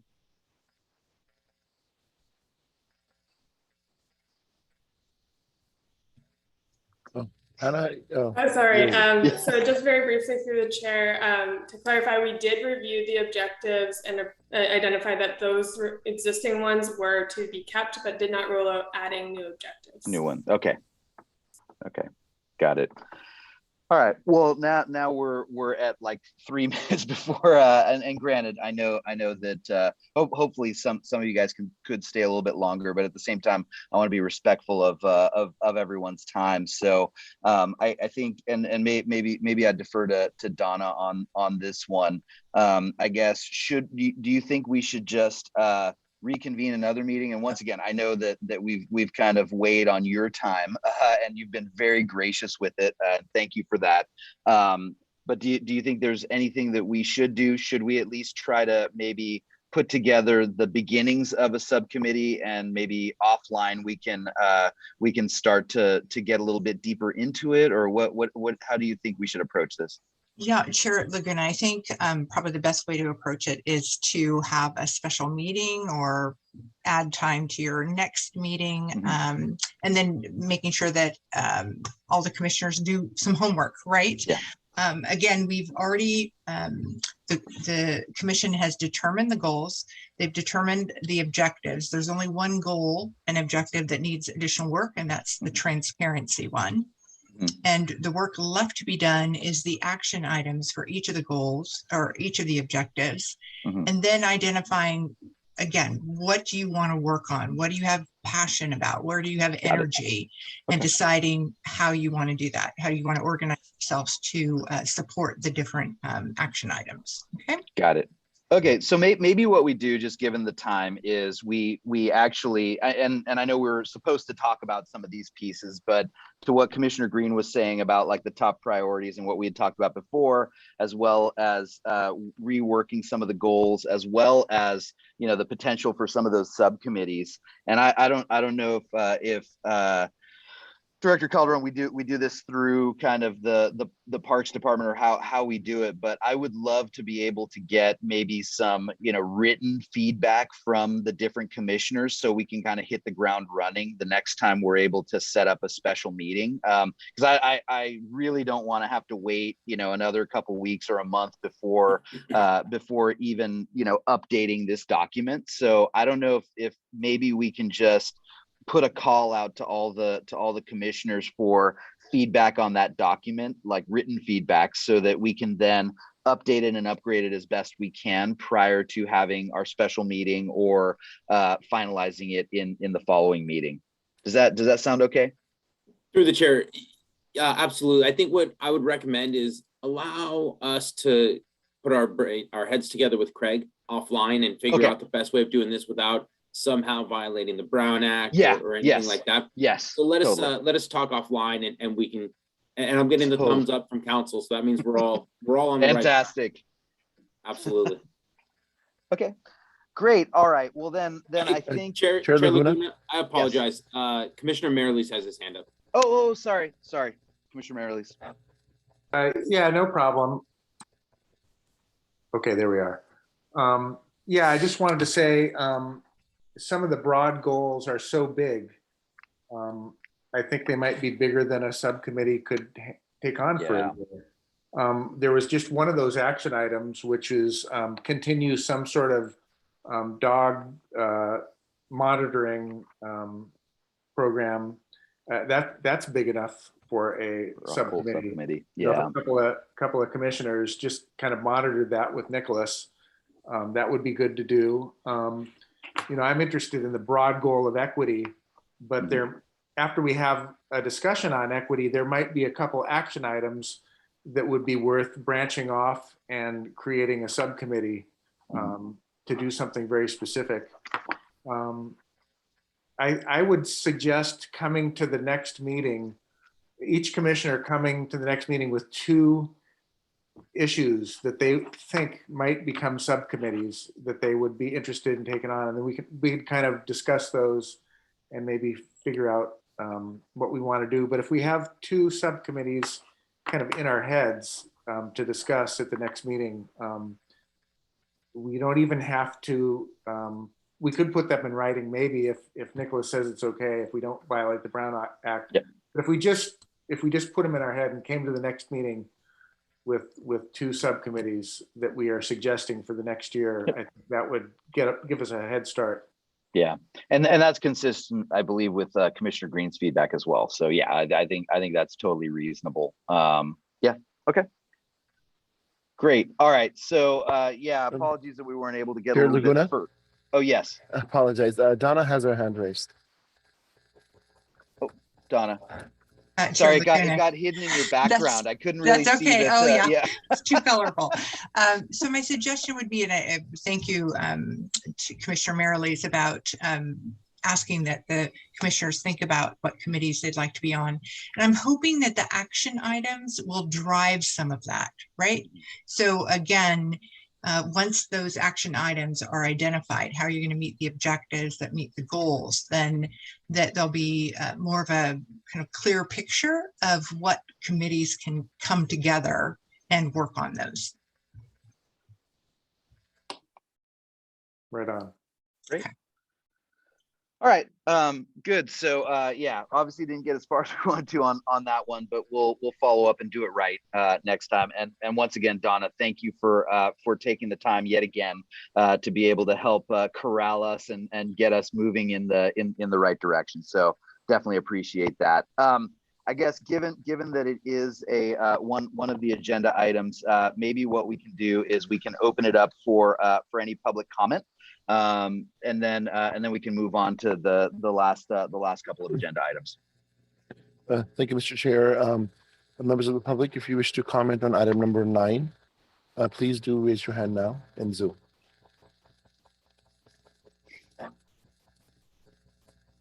Okay, I don't see any hands raised. So back to you, Chair. Great. All right. So here, sorry, I'm trying to get my agenda here. Good.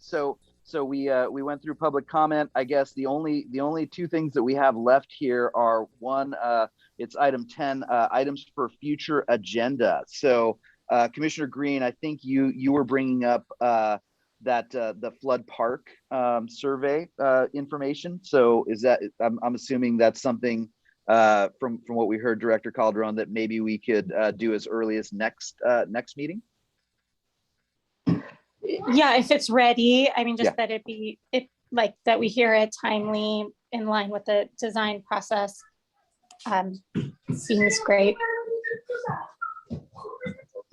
The Chair, I do believe that should be feasible. I will connect with our consultant first thing in the morning and confirm that.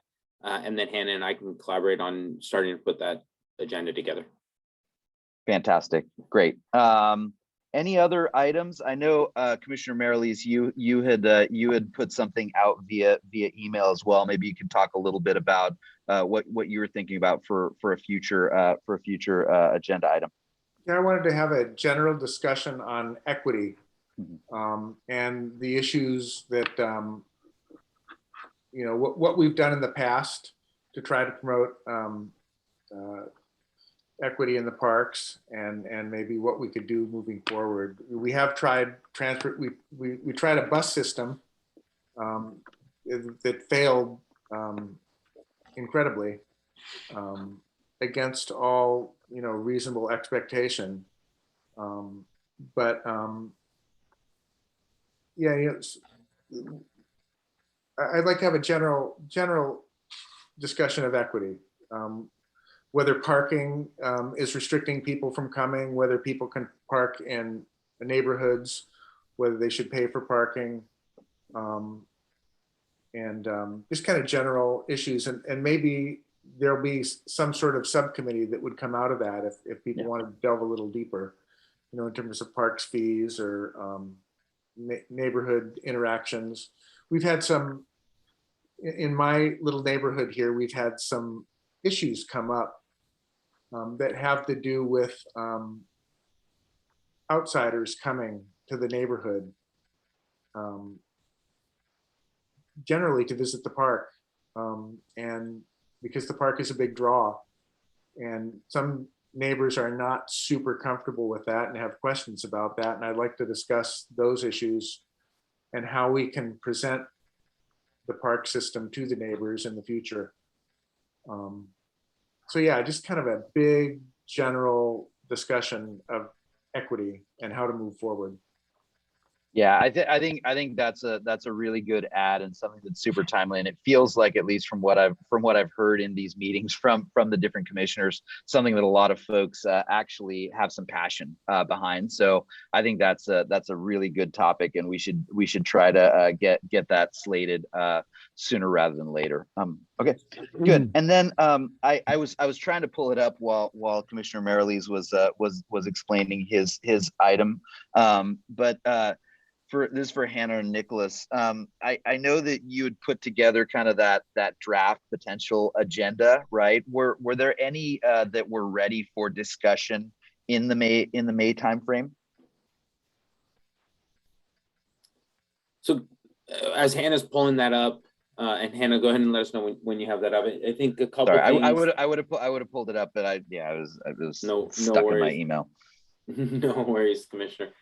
You know, I think for the next one, I think the flood park information certainly should be prepared.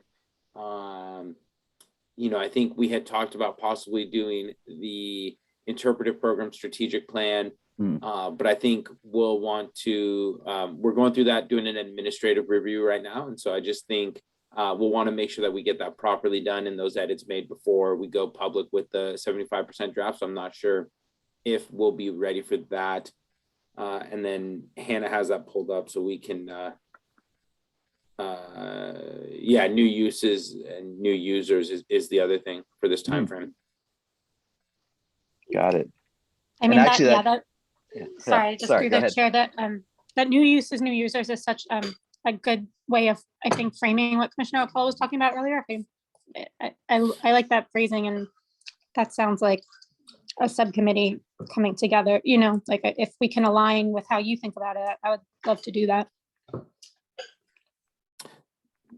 Yeah, I mean, I think we'd be able to put a put some stuff together. It is fairly broad, so I think there's a fair amount of flexibility in how that conversation could occur.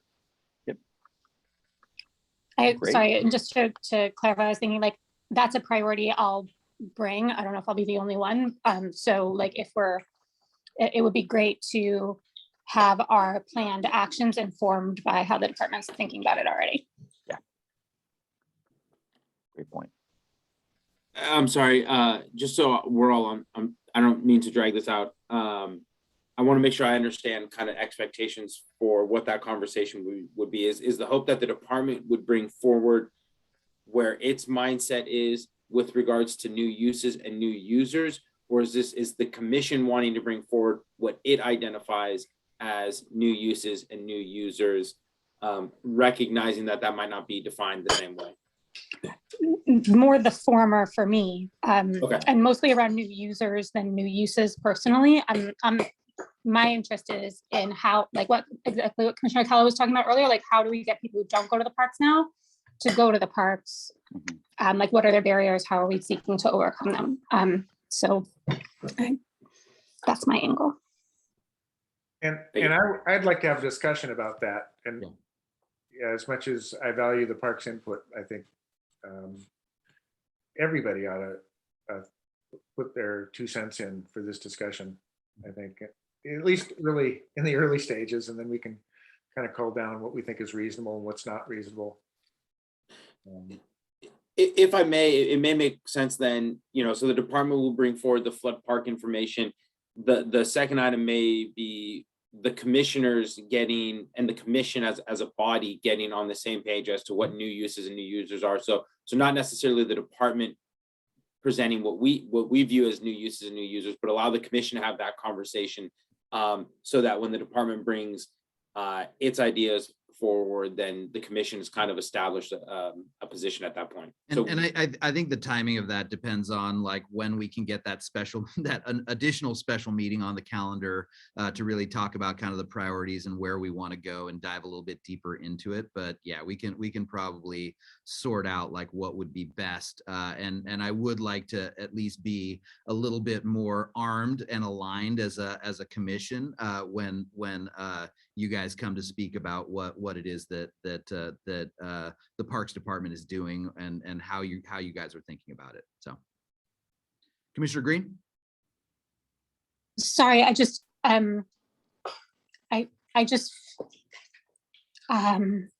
I think the opposite as to what you were saying, Director Calderon. Like, can we know what's like, so we don't spend a lot of time like talking about a thing that's already obvious to you or like already in the works or a given, you know what I mean? Like it would be really helpful to know a baseline of existing efforts in that direction, even if they're not like formal programs, but just like how, like what you were talking about with the transportation subsidies, for example, you know, like supports and all the outreach that you do, like the metric around going to schools with high free and reduced lunch numbers to try to drum up interest among the children, like that kind of overview would be helpful, so we're not like wasting time wishing for things that already exist that we just don't happen to know about.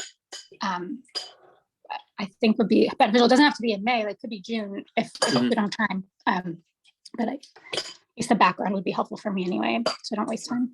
Through the chair, Commissioner Green, I certainly appreciate that. I think what you just kind of laid out is really what is going to be incorporated into the interpretive program strategic plan presentation, because as part of that, we talk about existing conditions and existing efforts. So, so it seems to me that it would make sense then, as from the department's perspective, when we talk about new uses and new users, that all be incorporated into the same meeting where we're ready to present the interpretive program strategic plan. Okay, cool. Thank you. Thanks. Yeah. Great. All right. So I guess any other items from the commissioners that we should evaluate? Because I think as we continue to go on here, and it doesn't have to just be for this next meeting. Obviously, let's make sure we start filling in that chart that Hannah had started putting together. Commissioner Merrilees. Yeah, I just have to run. Oh, okay. Yeah. Got it. So sorry. Okay. So I think we do have to open this up for public comment. Is that right? So Chair Laguna, if Marilees leaves, then we have to end the meeting because the other two commissioners are not here.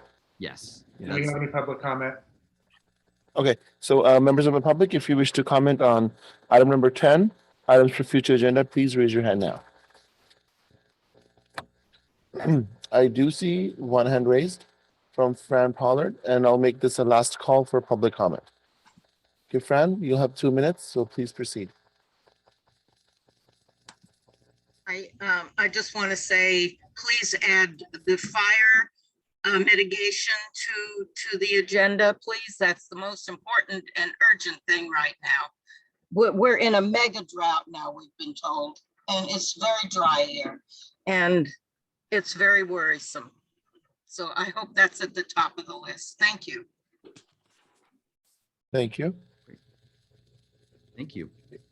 I don't see any other hands raised, Chair, so back to you. Fantastic. All right. So so for a number of different reasons, if there's no further discussion, I'm going to move to close the session. Enjoy the rest of your evenings, and we'll reconvene on Thursday, May 5th, barring another special meeting to discuss the work plan. Thank you. Thank you all. Thank you, everybody. Have a good evening. The time is now 6:15 p.m. and the meeting is now adjourned.